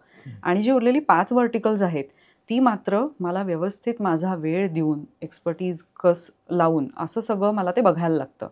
तर नॅचरली तू सांग, साधं गणित आहे, म्हणजे अगदी आपण कॉस्टिंग आणि प्रॉफिटेबिलिटीमध्ये जरी नाही गेलो तर ह्या 20 आणि 5चं जे कॉस्टिंग आहे किंवा त्याच्यासाठी ओनरचा लागायला जो वेळ आहे द्यायला लागणारा, तर त्याच्यामध्ये माझा वेळ सगळ्यात जास्त कुठे येतोय, या 5मध्ये. बरोबर, कारण की तिथे तुझी एक्सपर्टीज आहे. एक्झॅक्टली. मग तिथे मी हा विचार केला पाहिजे की ह्या 5वर माझा इतका फोकस होतोय, माझा वेळ त्याच्यामध्ये इन्व्हेस्ट होतोय, तर नक्कीच ह्या गोष्टी माझ्यासाठी प्रॉफिटेबल ठरल्या पाहिजेत. कारण हा वेळ मी मला इतर नवीन धंदा आणायला वापरू शकत नाही. बरोबर. ॲट द सेम टाइम ते समोरच्या माणसाला पण परवडलं पाहिजे. आणि हे जे 20 आहेत ते छान घडी बसलेली आहे, तर त्याच्यातनं माझं प्रॉफिट चांगलं निघतंय, तर तिथे थोडंसं मला जास्त प्रॉफिट मार्जिन टाकायला काही हरकत नाही. असं नको व्हायला की या 20मध्ये मला ब्रेक इव्हन किंवा लॉस होऊन 5 व्हर्टिकल्समधनं जो प्रॉफिट निघतोय त्याच्यातनं ओव्हरऑल पिक्चर असं दिसतंय की बाबा आपलं सगळं छान चाललंय. त्याच्यामुळे परत परत मी तेच म्हणेन की स्वतःची कॉस्ट धरणं ह्याला फार महत्त्व आहे. तर ती कॉस्ट धरा, त्यानुसार कॉस्टिंग आणि प्रॉफिटेबिलिटी पण बघा. मगच तुम्ही स्वतः नंबर 1 एम्प्लॉई असल्यासारखं, जसं तू म्हणलास तुमच्या बिझनेसचे, म्हणजे पहिला एम्प्लॉई. करेक्ट. तर ते महत्व त्या कारणासाठी आहे, ती सॅलरी घेण्याचं. म्हणजे तू कायम 30,000च घेणार आहेस का? तुझ्या बिझनेसचं वय 5 वर्ष झालं, 10 वर्ष झालं, तर तो सॅलरीचा पोर्शन सुद्धा वाढला पाहिजे, जेणेकरून तुझ्याकडे करंट अकाउंटमधनं तुझ्या पर्सनल कॅश फ्लोला येणारा जो इन्फ्लो आहे तो सुद्धा over the period of time वाढला पाहिजे. म्हणजे फक्त बिझनेस नाही श्रीमंत झाला पाहिजे, तू स्वतः सुद्धा श्रीमंत झाला पाहिजेस, कारण बिझनेस आणि ओनर या 2 वेगळ्या एंटिटीज आहेत. बरोबर. खूप वेळा असं होतं की बॅलन्स शीट प्रॉफिटेबल दिसते, पण बँक अकाउंटमध्ये खरा तर तो पैसा रिफ्लेक्ट होत नसतो. आणि ह्याचं रिलेशन आधीच्या प्रश्नाशी सुद्धा आहे. म्हणजे तू म्हणलीस की सॅलरी मंथली घेता यायला पाहिजे, जेवढी तुमची कॉस्ट आहे तेवढी. करेक्ट. बॅलन्स शीटमध्ये तर भरपूर प्रॉफिट दिसतोय, पण करंट अकाउंटमध्ये पैसेच नाहीत, मग ती सॅलरी काढायची कशी? करेक्ट. खूपच छान. ह्याला आम्ही टिपिकली म्हणतो की कॅश प्रॉफिट्स नाही आहेत तुमच्याकडे. म्हणजे कदाचित बॅलन्स शीटमध्ये दिसतं की आमचं मार्जिन 20-25% आहे बरं का, म्हणजे नेट प्रॉफिट म्हणते मी, ग्रॉस नाही. आणि समजा फिगरच्या टर्ममध्ये बोलायचं झालं तर ते बुक्समध्ये 25 लाख दिसतंय, आणि अगदी 25 लाखावर मी टॅक्स पण भरतीये, पण अनफॉर्च्युनेटली 25ला 25 लाख माझ्या बँकेमध्ये नाही आहेत. का? तर आपण फिरून परत हरिदासाची कथा आपली मूळ पदावरच येते. आलेला पैसा आपण परत परत बिझनेसमध्येच वापरतोय. म्हणजे कुठेतरी आपण हा थंब रूल वापरला पाहिजे. जसं की मला एक छान उदाहरण सुचलं ह्याच्यामध्ये, की एखादी गृहिणी असते बघ, की जी होम मेकर असते, ती नोकरी नाही करत आणि तिचा नवरा नोकरी करत असतो, आणि तो दर महिन्याला तिला घर खर्चाला काही ठराविक रक्कम देतो. तर ती कशी हुशार असते बघ. समजा त्याने 30,000 रुपये दिले, तर तिला माहिती आहे की हे 30च्या 30 आपल्याला खर्च नाही करून टाकायचे. कदाचित ती 2-5 हजार ना डाळ तांदूळाच्या डब्यामध्ये ठेवेल, आणि ती आजकालची असेल तर कुठेतरी SIP मध्ये टाकेल, किंवा काहीतरी एक सोन्याचं वळस घेईल, जे नवऱ्याला माहिती पण नसेल. जसं आपली रचना म्हणते, घर घर इन्व्हेस्टर, हर घर हर घर investor. इन्व्हेस्टर. हो, तर तसं ती काहीतरी छान म्हणूनच सोन्याचे पैसे strategy. सगळे SIP मध्ये चालले. हां. तशी स्ट्रॅटेजी ती करते. म्हणजे मला ही गृहिणी फार ग्रेट वाटते बरं का, की तिला हे कोणी शिकवलेलं नसतं. तिने कुठल्या मोठ्या कॉलेजेसमध्ये जाऊन डिग्री घेऊन हे शिकलेली नसते. पण जर का ती हा विचार करू शकते की 30,000पैकी 5,000 आपल्याला इन्व्हेस्ट करायचेत. थोडक्यात काय, ती इन्व्हेस्टेबल सरप्लसचा एक पर्सेंटेज ठरवते की आपल्याला 30,000 मिळत आहेत, तर मला असं धरायचं आहे की 25च मिळालेत आणि त्याच्यामध्ये मला सगळा खर्च भागवायचा आहे. आणि ती 5,000 बाजूला टाकते. आता बिझनेसमन काय करतो, 5,000 बाजूला टाकायच्या ऐवजी अरे वा 5,000 आले, कुठेतरी त्याने हा विचार केला पाहिजे की महिन्याला मला समजा एवढा कॅश इन्फ्लो येतोय, तर एक ॲज अ डिसिप्लिन 10% हे मला बाजूला काढलेच पाहिजे. ते कुठल्याही कारणासाठी असू शकतात, कंटिंजन्सीसाठी असू शकतात. कोविडसारखं उदाहरण घे. माझ्या ओळखीत कित्येक जणांचं असं झालं होतं की स्वतःची जागा नव्हती, भाड्याची जागा होती आणि कोविडमध्ये ती जागा वाचवणं लोकांसाठी खूप महत्त्वाचं होतं. म्हणून ॲट टाइम्स त्यांनी सगळ्या एम्प्लॉईजचा पगार 6-6 महिने होल्डवर ठेवून पहिले भाडं दिलं. बरोबर. की उद्या हे सगळं लॉकडाऊन वगैरे उठल्यानंतर जायचं कुठे आपण. बरोबर. तिकडचा सेटअप तर आपण सगळं हलवू शकत नाही. त्यामुळे तो प्रसंग बघितला की मला 2 गोष्टींची आठवण होते जे आम्ही आमच्या अभ्यासात शिकलो. BCP आणि DRP. BCP म्हणजे बिझनेस कंटिन्युइटी प्लॅन आणि DRP म्हणजे डिझास्टर रिकव्हरी प्लॅन. तर ह्या बिझनेसमनचं जे उदाहरण दिलं ते होतं DRPचं. डिझास्टर झाल्यानंतर त्यातल्या त्यात स्वतःला वाचवण्याकरता जे गरजेचं होतं त्यांनी जागा सिक्युअर केली. त्याला कॉन्फिडन्स होता की आपले एम्प्लॉईज काही आपल्याला सोडून जाणार नाहीत, कारण ह्या काळामध्ये त्यांनाही नोकरीची गरज आहे. पण गृहिणीचं उदाहरण हे BCPचं आहे, बिझनेस कंटिन्युइटी प्लॅन. उद्या समजा तिच्या नवऱ्याने ठरवलं की मला 2 महिने नोकरीमधनं ब्रेक हवाय किंवा मी काहीतरी वेगळं करू इच्छितो, मला भांडवल लागेल, तर ती नक्कीच मोठ्या मनाने मदत करेल त्याला. कारण का तिने ऑलरेडी हा जो पोर्शन आहे तो बाजूला काढायला सुरुवात केलेली आहे. म्हणजे दिसणारे प्रॉफिट मार्जिन्स हे रेग्युलरली बिझनेसमधनं बाहेर काढणं नक्कीच. आणि त्याची कंटिन्जन्सी प्लॅन म्हणजे जसं बिझनेससाठी सेव्ह करणं अगदी. साईडला किंवा म्हणजे पर्सनल कंटिंजन्सी फायनान्समध्ये हा आपण एक वन ऑफ द पार्ट्स म्हणूयात. त्याला आपण एक्सपान्शनचं पण नाव देऊ शकतो किंवा असे काही खर्च आहेत. तुला माहिती आहे की एखादं मशीन ज्याची मी एन्क्वायरी करून ठेवली आहे बरं का, आणि त्याची किंमत 5 लाख रुपये आहे, किंवा मला माहिती आहे की मला ॲडव्हान्स टॅक्स भरायला लागतोय, सेल्फ असेसमेंट टॅक्स भरायला लागणार आहे, तर एकदम तहान लागल्यावर विहीर का खणायची. मला जर का माहिती आहे तर थोडे थोडे थोडे पैसे थेंबे थेंबे तळे साचे असे करून मी बाजूला काढले, तर मला तेव्हा ते पैसे द्यायला खिशाला चिमटा बसणार नाही. बरोबर. पण एकदम सीएनी सांगितलं की सर आता 10 लाख रुपये टॅक्स भरायचा आहे बरं का, तर पहिली गोष्ट मी काय म्हणेन, नाही नाही असं कसं शक्य आहे, 10 लाख आलाच कसा टॅक्स. बरोबर. पण कधी म्हणजे करंट अकाउंटमध्ये न दिसणारा पैसा हा कुठे कुठे लॉक इन झालेला असू शकतो. म्हणजे एक तर इन्व्हेंटरीमध्ये असेल, अजून काही असे एरियाज आहेत का की जिथे हा पैसा लॉक्ड असतो, ज्याच्यामुळे तो दिसतो तिथे पण तो खरं नसतोच. अगदी अगदी. म्हणजे मृगजळासारखं वाटतं मला हे, की बिझनेसमन ना खूप हुशार असतो बरं का. त्याच्या डोक्यात पक्क असतं की मला रेव्हेन्यू किती आलाय, मला लोकांचे पैसे किती द्यायचे आणि मला किती येणी आहेत. पण इथे तो एक गोष्ट काय विसरतो, हे सगळं गणित आकड्यांच्या स्वरूपात माझे बँक स्टेटमेंट्स रिफ्लेक्ट करतायत का, आणि हे तो फार उशिरा बघतो. जसं म्हणलं तसं तहान लागल्यावर, अरे आता महिन्याचा शेवट आला आणि सॅलरी द्यायची आहे, आता कुठनं पैसे आणू. मला तर वाटत होतं की अमुक तमुक क्लायंट देणार होता पण त्याने अजून दिलेच नाहीये. म्हणजे चुकीच्या क्लायंटकडे लॉक झालेले पैसे. चुकीच्या असं नाही, चुकीच्या म्हणण्यापेक्षा आपण असं म्हणूयात की आपण वाट बघतोय, पण जशी आपल्याकडे इमर्जन्सी येऊ शकते तशी त्याच्याकडे पण काही प्रॉब्लेम्स होऊ शकतात. त्यामुळे आपला येणारा पैसा उशिरा आला किंवा फॉलोअपचा अभाव. जर का आपण एखाद्याला 60 दिवसाचं क्रेडिट देत असू आणि आज 90 दिवस झाले तरी आपल्याकडे अशी यंत्रणाच नाहीये ते पैसे मागायची, आपण टीमला सांगितलेलंच नाहीये, आपण हे चेकच करत नाहीये की अरे 10 लाख रुपये येणं होतं, तर बोललोय का आपण त्या समोरच्या कस्टमरशी की का आमचे पैसे अडकलेले आहेत. सो म्हणजे बघ, सेल तर छान चालू आहे, त्याने पैसे न देता सुद्धा पुढच्या ऑर्डरनुसार तू त्याला सप्लाय करतोच, सप्लाय होतोच आहे. म्हणजे इथे अडकले तुझे पैसे. बरोबर. किंवा एखादा कस्टमर तुझा इतका मोठा आहे की त्याच्या बाबतीत तू कुठलीही रिस्क घेऊ शकत नाहीस की त्याने ऑर्डर दिली, आणि म्हणजे तो असा आहे ना, प्रॅक्टिकली मी तुला सांगते, असे लोक आहेत की फोन करतात 1-2 दिवसात एवढा माल पाहिजे बरं का, कारण त्यांना पुढे काहीतरी मोठी ऑर्डर आलेली असते. आणि हा फोन करणारा पण तितकाच मोठा असतो. मोठ्या कंपन्या असतात, OEM असतील त्या ॲट टाइम्स. तर तेव्हा असं होतं की अरे नाही, मला जर का या कंपनीमध्ये माझा पाय रोवून ठेवायचा असेल, कारण तो माझा मोठा कस्टमर असतो, बरोबर, माझ्याकडे असलेल्या 100 रुपयापैकी 80 रुपये तोच देतोय, त्यामुळे तो माझ्यासाठी राजा आहे, तेव्हा मी 20 रुपये देणाऱ्या लोकांना डावलून आधी त्याचं बघीन. मग मी म्हणेन थांबा या 20ला होल्डवर ठेवू, आधी सगळा माल तिथे, तू म्हणलास तसं इन्व्हेंटरीमध्ये अडकला. बरोबर, एका कस्टमरच्या इन्व्हेंटरीमध्ये. आता गंमत बघ, ह्यांना माल देण्यासाठी मला विकत पण घ्यावा लागेल, पण माझे जे पेएबल आहेत, ज्यांच्याकडनं मी माल विकत घेते, ते काय म्हणतात, आम्ही नाही तुम्हाला क्रेडिट देणार, ऍडव्हान्स दिलात तर मटेरियल देऊ. बरोबर, हात धुवून बसले मी. बरोबर.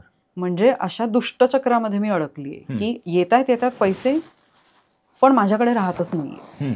म्हणजे त्याला इतक्या वाटा फुटतायत, आणि त्या बिझनेससाठीच आहेत की मला मोठं तर व्हायचंय, ऑर्डर तर सोडायची नाहीये हातातनं, स्टॉक पण ठेवायचा आहे, कारण ह्यानी फोन केला आणि माझ्याकडे स्टॉकच नसेल आणि ती वस्तू बनायला 7 दिवस लागत असतील, तर मला ऑर्डर देणारा इतका मोठा आहे की तो म्हणेल तू नसशील तर कोई और सही. आणि आहेत मार्केटमध्ये असे लोक. याच्यामध्ये अजून एक गल्लत काय होते माहितीये, तुम्ही एक छोटंसं मशीन मॅन्युफॅक्चरिंग युनिट असं टाकता, आणि मी काही ठिकाणी बघितलंय, आणि त्याचं डिस्ट्रीब्युशन डेव्हलप करण्यासाठी तुम्ही डीलर्स पण नेमता, आणि त्या डीलर्स जेव्हा तुम्ही SME असता किंवा 1 ते 3 कोटी 1 ते 5 कोटी अशा फिगर्स मधला तुमचा धंदा असतो, रेंज मधला धंदा असतो, त्यावेळेला तसे डीलर्स, योग्य डीलर्स मिळतील किंवा ते डीलर्स तुमच्यासाठी उपयुक्त आहेत की नाही याची खात्री करून घ्यायला काही कदाचित प्रोसेसेस सेट नसतात, आणि मग तुमची इन्व्हेंटरी तुम्ही त्यांना देऊन टाकता, तिथे तो पैसा त्या इन्व्हेंटरीमध्ये अडकला,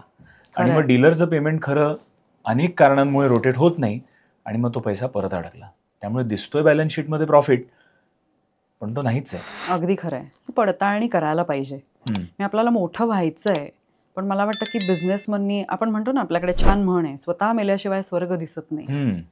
तर डीलरशिप वगैरे छान आहे, पण तुम्ही स्वतः मैदानात उतरा, जाच पडताळणी करा की खरंच हा डीलर म्हणतोय तेवढं ह्याचं नेटवर्क आहे का, तो जे फिगर्स बोलतोय ते शक्य आहे का, मागा ना त्याच्याकडे त्याचे फायनान्शियल्स, ड्यू डिलिजन्स करून घ्या.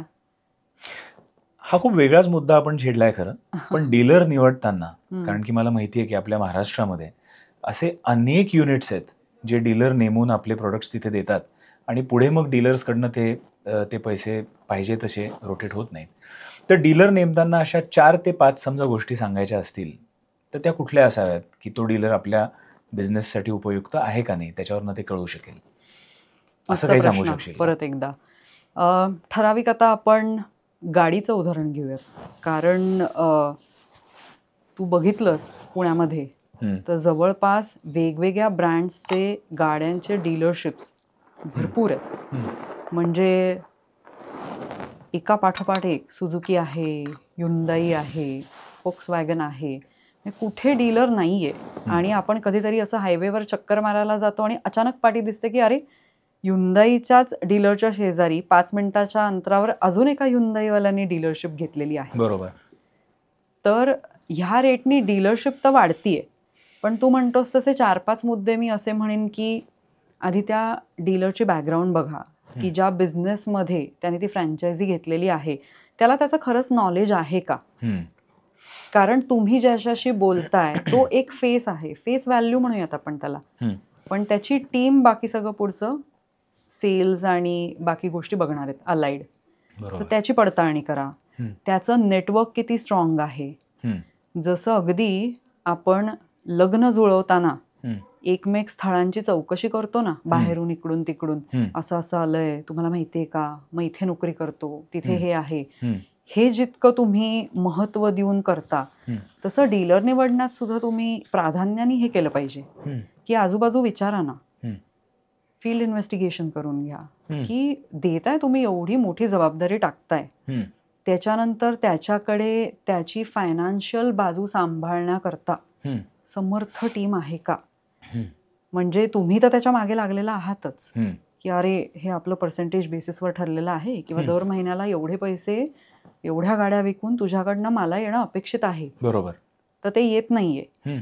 तर हे तुमच्या साईडला, म्हणजे मी समजा तुला डीलरशिप देत असेल तर मला पण सांगणारं कोणीतरी पाहिजे की सर याकरता प्रॉपर ॲग्रीमेंट करून घ्या, ॲडव्होकेटला दाखवा किंवा तुमच्या फायनान्शियल कन्सल्टंटला दाखवा की हे मी असं असं केलं तर मला परवडतंय का.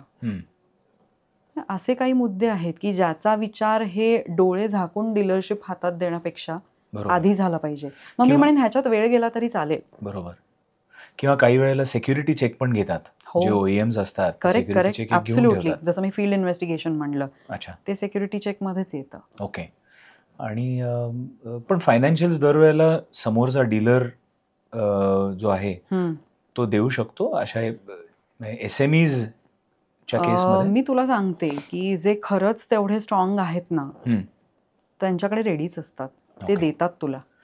आणि तू तिथेच ठरवू शकतोस किंवा हा फॅक्टर तुला ठरवायला मदत करेल की हा माणूस जर का एवढा ओपन माइंडेडनेस दाखवू शकतो की हो हे करा. म्हणजे असं काही नाही की बाबा सगळंच मला बघायचंय, पण निदान तुम्ही त्याला एवढी तरी खात्री पटवून द्या की बाबा तू आर्थिकदृष्ट्या एवढा स्वतंत्र आहेस ना की हे तू पेलू शकतोस ना. बरोबर. म्हणजे उगाच मला काही तात्पुरतं असं दाखवून मला डीलरशिप द्यायची नाहीये, तुला हे झेपतंय का बघ.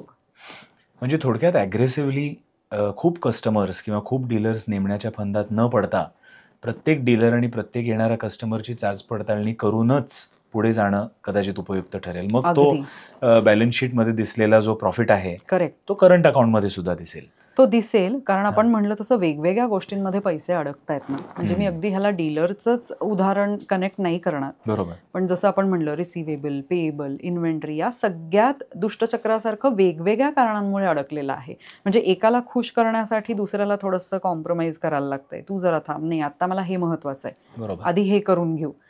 तर त्याच्यामध्ये जर का थोडासा ऑलरेडी बाजूला पडलेला पैसा असेल तर हे सगळं करताना ना एक थोडी मानसिक शांती पण असते बिझनेस ओनरला.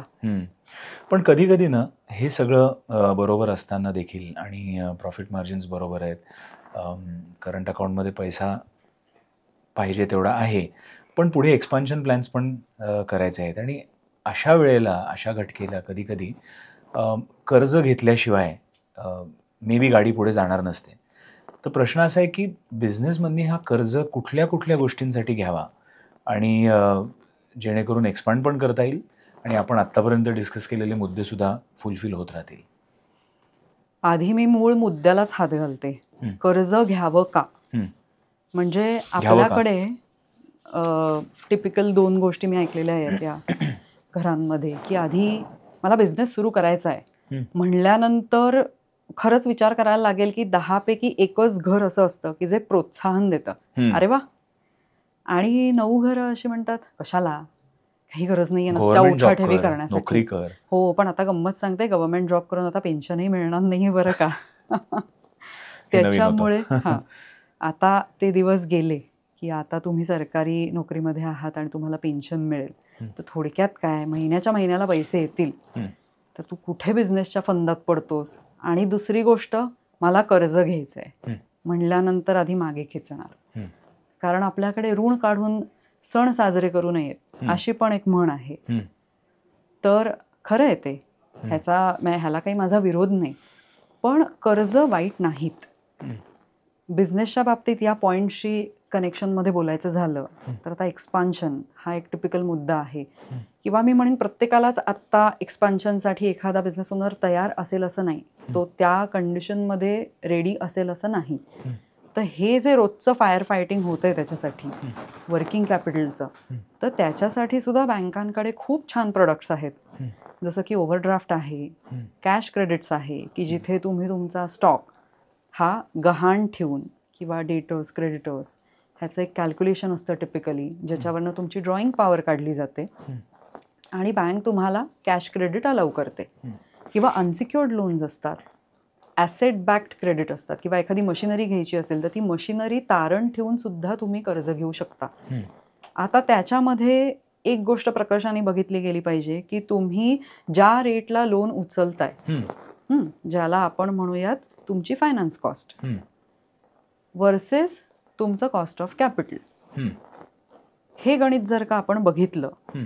आणि असं लक्षात आलं की अरे कर्ज घेऊन हे जे रोजचं फायर फायटिंग माझं होत होतं ना, हम्म. की ह्याला थांबवून आधी त्याचे पैसे दे, हम्म. तर हा जो मला कॅश क्रेडिट वापरायला मिळतोय, ओव्हरड्राफ्ट वापरायला मिळतोय, हम्म. तिकडनं ॲटलिस्ट मी माझ्या एम्प्लॉईजच्या सॅलरी काढू शकते, हम्म. एखाद्याला ॲडव्हान्स पेमेंट देऊ शकते हम्म. आणि त्याचा इंटरेस्ट भरायची वेळ येईपर्यंत माझ्या रिसिवेबल्सकडनं मला पैसे मिळतात. म्हणजे असं का की समजा बँक आपल्याला 9% कर्ज देत असेल, पण आपण जे प्रोडक्ट्स आणि सर्व्हिसेस विकतोय बाजारपेठेमध्ये आणि ते आपल्याला 15% विकता येतात, तर 15% आणि 9% याच्यामधला जो डिफरन्स आहे तो 6%चा आहे. करेक्ट. तो डिफरन्स जितका जास्ती तितकं ते कर्ज घेणं आपल्यासाठी चांगलं ठरू शकतं बिझनेससाठी. अगदीच अगदीच. साधारण या कॉस्ट ऑफ कॅपिटलची रेंज मी तुला सांगते, कर्जाच्या इंटरेस्टची 9 ते 16% पर्यंत ती डिफर होते. ओके. अनसिक्युअर्डला थोडासा रेट जास्त जातो. अर्थात तुमच्याकडे सिक्युरिटी म्हणून तारण द्यायला काय आहे त्याच्यावर सुद्धा तुमचे प्रोडक्ट्स ठरतात आणि त्यानुसार तुमची फायनान्स कॉस्ट ठरेल. बरं, ते जी फायनान्स कॉस्ट जो तुम्ही EMI मधला इंटरेस्ट भरताय तो परत तुम्ही बिझनेसचा खर्च म्हणून दाखवू शकता, की जो तुमच्या प्रॉफिटच्या अगेन्स्ट तुम्हाला डिडक्टेबल एक्सपेंडिचर म्हणून मिळेल. म्हणजे फॉर एक्झाम्पल, तो इंटरेस्ट धरायच्या आधी तुझं प्रॉफिट 10 लाख असेल आणि तू त्या वर्षी लोनवरचा इंटरेस्ट हा 2 लाख रुपये भरला असशील वर्षभरात मिळून, तर अल्टिमेटली जो आपण टॅक्स भरण्यासाठी कॅल्क्युलेट करणाऱ्या प्रॉफिटच्या फिगरपर्यंत येतो, तर ती 10-2 अशी 8 लाखावर तुला टॅक्स भरावा लागतो. कारण ते तू बिझनेससाठी करतोयस, नथिंग पर्सनल इन इट. पण मग हे बिझनेससाठी घेतलेलं कर्ज कुठल्या गोष्टींसाठी वापरू नये? म्हणजे एक तर झालं ज्याला कॅपिटल एक्सपेंडिचर म्हणतात, की तुम्ही लँड घेतली, मशिनरी घेतली, प्लांट थाटला. एक ऑपरेशनल एक्सपेंडिचर झालं जिथे तुम्ही सॅलरीज भरल्या, बरोबर, किंवा डेली जे आपल्याला रॉ मटेरियल लागतं त्याच्यासाठी, डेली कन्झ्युमेबल्ससाठी आपण पैसे भरले. पण मग हे पैसे कर्जाने घेतलेले कुठल्या गोष्टींसाठी वापरू नयेत? ओके, वापरू नयेसाठी मी म्हणेन कुठल्याही छानछोकीसाठी वापरू नयेत. म्हणजे आता हे पण खूप सब्जेक्टिव्ह आहे बरं का, की मला माहिती आहे की माझा बिझनेस मला किती एक्सपांड करायचा आहे किंवा वर्किंग कॅपिटलमध्ये किती पैसे घालायचे आहेत, आणि आत्ता एका एक्स गाडीमधनं किंवा एका एक्स सेटअपमधनं मी ऑपरेट करत आहे, फिरत आहे, आणि मग मला असं वाटायला लागलं की नाही अरे, माझ्याकडे थोडीशी मोठी गाडी पाहिजे किंवा थोडासा मोठा सेटअप पाहिजे. म्हणजे दुकान उघडलं समोर मर्सिडीज पाहिजेच. करेक्ट. तर मी म्हणते कोणाला श्रीमंत व्हायचं नसतं, मर्सिडीज यावी त्याच्याबद्दल माझा विरोधच नाहीये, पण थोडंसं पडताळून बघा की आत्ता मला हे करायची गरज आहे का. म्हणजे एखादी आई कशी मुलाशी वागते, की मुलासाठी काय, खेळण्यांच्या दुकानात गेल्यानंतर मुलगा बोट ठेवेल ते खेळणं त्याला हवं असतं, त्याच्यासाठी किंमत, पैसा, गरज हे महत्वाचं नसतं. माझ्या मनात आलं म्हणून मला ते पाहिजे. पण आई हुशार असते, ती आधी काय म्हणते, अच्छा कुठलं खेळणं आहे हे, ओके तुझं वय काय, अरे तू 3 वर्षाचा आहेस, ते 6+ लिहिलंय, तुला खेळताच येणार नाहीये ते. मग तो म्हणतो असू दे, तू मला शिकव. मग ती त्याची किंमत बघते आणि मग ती गरज आणि आवड ह्याच्यामधला फरक त्याला बरोबर कन्व्हिन्सिंगली सांगते. तर ते थोडंसं आपण तिथे विचार करायला पाहिजे. आणि खरं तर याच्यामध्ये अजून एक गंमतशीर उदाहरण म्हणजे लक्झरी कार्स आजकाल ना विकत न घेता तुम्ही त्या लीजवरती सुद्धा तुमच्या दारी आणू शकता. अगदीच. आणि त्या लीजवर आणण्यासाठी जी किंमत असते ती कधी कधी खूप कमी वाटते, पण ती मग तुमच्याकडे गाडी आली, लक्झरी गाडी, की त्याचे जे हिडन कॉस्ट असतात, जसे सर्व्हिसचे कॉस्ट झाले, फ्युएल कॉस्ट झाले, अजून काही वेगळे कॉस्ट झाले, त्याचं कॅल्क्युलेशन कधी कधी होतच नाही. अगदी. आणि मग तिथे अनावधानाने हा बिझनेसच्या कर्जासाठी घेतलेला पैसा किंवा बिझनेसच्या क्रेडिट कार्डमध्ये असलेला पैसा हा तिकडे वापरला जाऊ शकतो. अगदीच. म्हणजे ज्याला टिपिकली कुठलाही बँकर ना ह्याला एंड यूज ऑफ फंड्स म्हणतो, की तुम्ही कशासाठी कर्ज घेतलेलं आहे आणि त्याचा वापर तुम्ही कशासाठी करताय, तर हे विसरता कामा नये. नाहीतर मग काय आहे ना, त्या दुष्टचक्रातनं आपण कधीच बाहेर पडणार नाही आहोत. म्हणजे घेतलेलं कर्ज पण तुला कितीही घेतलंस, म्हणजे आज मला 10 लाख वाटतात, उद्या 50 घेतलं तरी मला ते कमीच वाटायला लागते. बरोबर. तर तुम्ही जरूर श्रीमंत व्हा, तुम्ही मर्सिडीज आणा, मी परत तेच म्हणेन की त्याच्याबद्दल माझा विरोधच नाहीये. तुम्हाला वाटू शकतं की मला श्रीमंत राहायचंय आणि मी श्रीमंत आहे हे दिसलं पण पाहिजे. बरोबर. जसं तू म्हणलास की दुकान उघडलं की दारात मर्सिडीज आलीच पाहिजे. तर हा निर्णय घ्यायला आपण थोडंसं मागे फिरून जाऊयात. फायनान्शियल गोल्स जे आपण म्हणलं, बिझनेस वर्सेस पर्सनल, जो तुम्हाला CFP मदत करणार आहे. बरोबर. तर त्याच्यामध्ये त्याला विचारा हा प्रश्न की मला मर्सिडीज घ्यायची बरं का 5 वर्षांनी 10 वर्षांनी. तर तो हे ठामपणे का सांगू शकेल? कारण त्याच्यावर कागदावर त्याच्याकडे सगळ्या मांडलेल्या फिगर्स आहेत. बरोबर. एक्सेलमध्ये आहे. जसं जसं तुमचं इन्कम वाढतं, कमी होतं, दरवर्षी ह्याचं रिकॅल्क्युलेशन केलं जातं. जसं तुम्ही हेल्थ चेकअप करता तसं दरवर्षीचा फायनान्शियल हेल्थ चेकअप रिव्हिजिट केला जातो. तर तिथे तो तुम्हाला सांगेल 1 मिनिट, रेड फ्लॅग आहे, घे तू मर्सिडीज पण आत्ता नाही.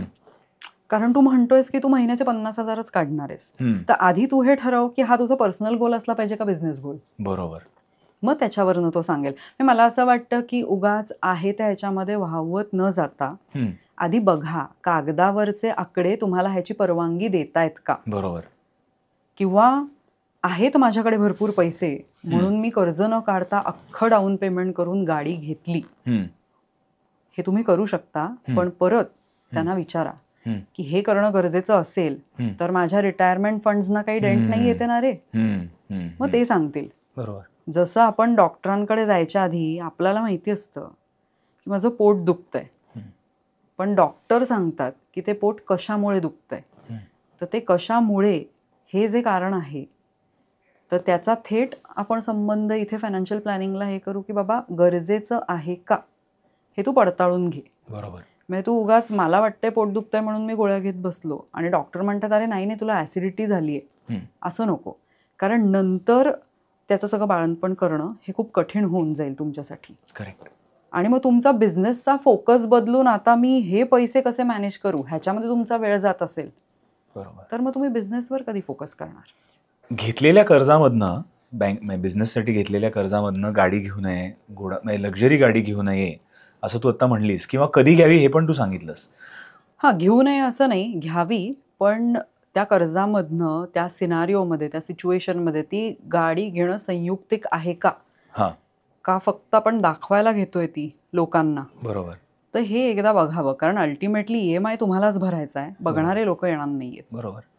आणि कदाचित अशा हिडन कॉस्ट झाल्या किंवा गरज नसलेले खर्च झाले की बाकीच्या ज्या महत्त्वाच्या गोष्टी असतात बिझनेसमध्ये, जसं एम्प्लॉई सॅलरीज, तर एम्प्लॉई सॅलरीज डिले होण्याचं पण एक म्हणजे डिले होऊ शकतात एम्प्लॉई सॅलरीज, आणि ते that is not advisable for a businessman. Absolutely, absolutely. तर मग एम्प्लॉई सॅलरीज डिले होऊ नयेत याचं नियोजन कसं करावं? ह्याच्यासाठी मी असं उदाहरण देईन तुला. आपण ज्या घरात राहतो त्याला काही ठराविक फिक्स्ड एक्सपेन्सेस असतात. म्हणजे MSEBचं बिल असतं, सिलेंडरचा खर्च असतो, MNGL असेल तर MNGL. आता लँडलाईन कोणी ठेवत नाही, नाही तर पूर्वी टिपिकल BSNLचं बिल असायचं, किंवा सेट टॉप बॉक्सचं असतं, वायफायचं असतं.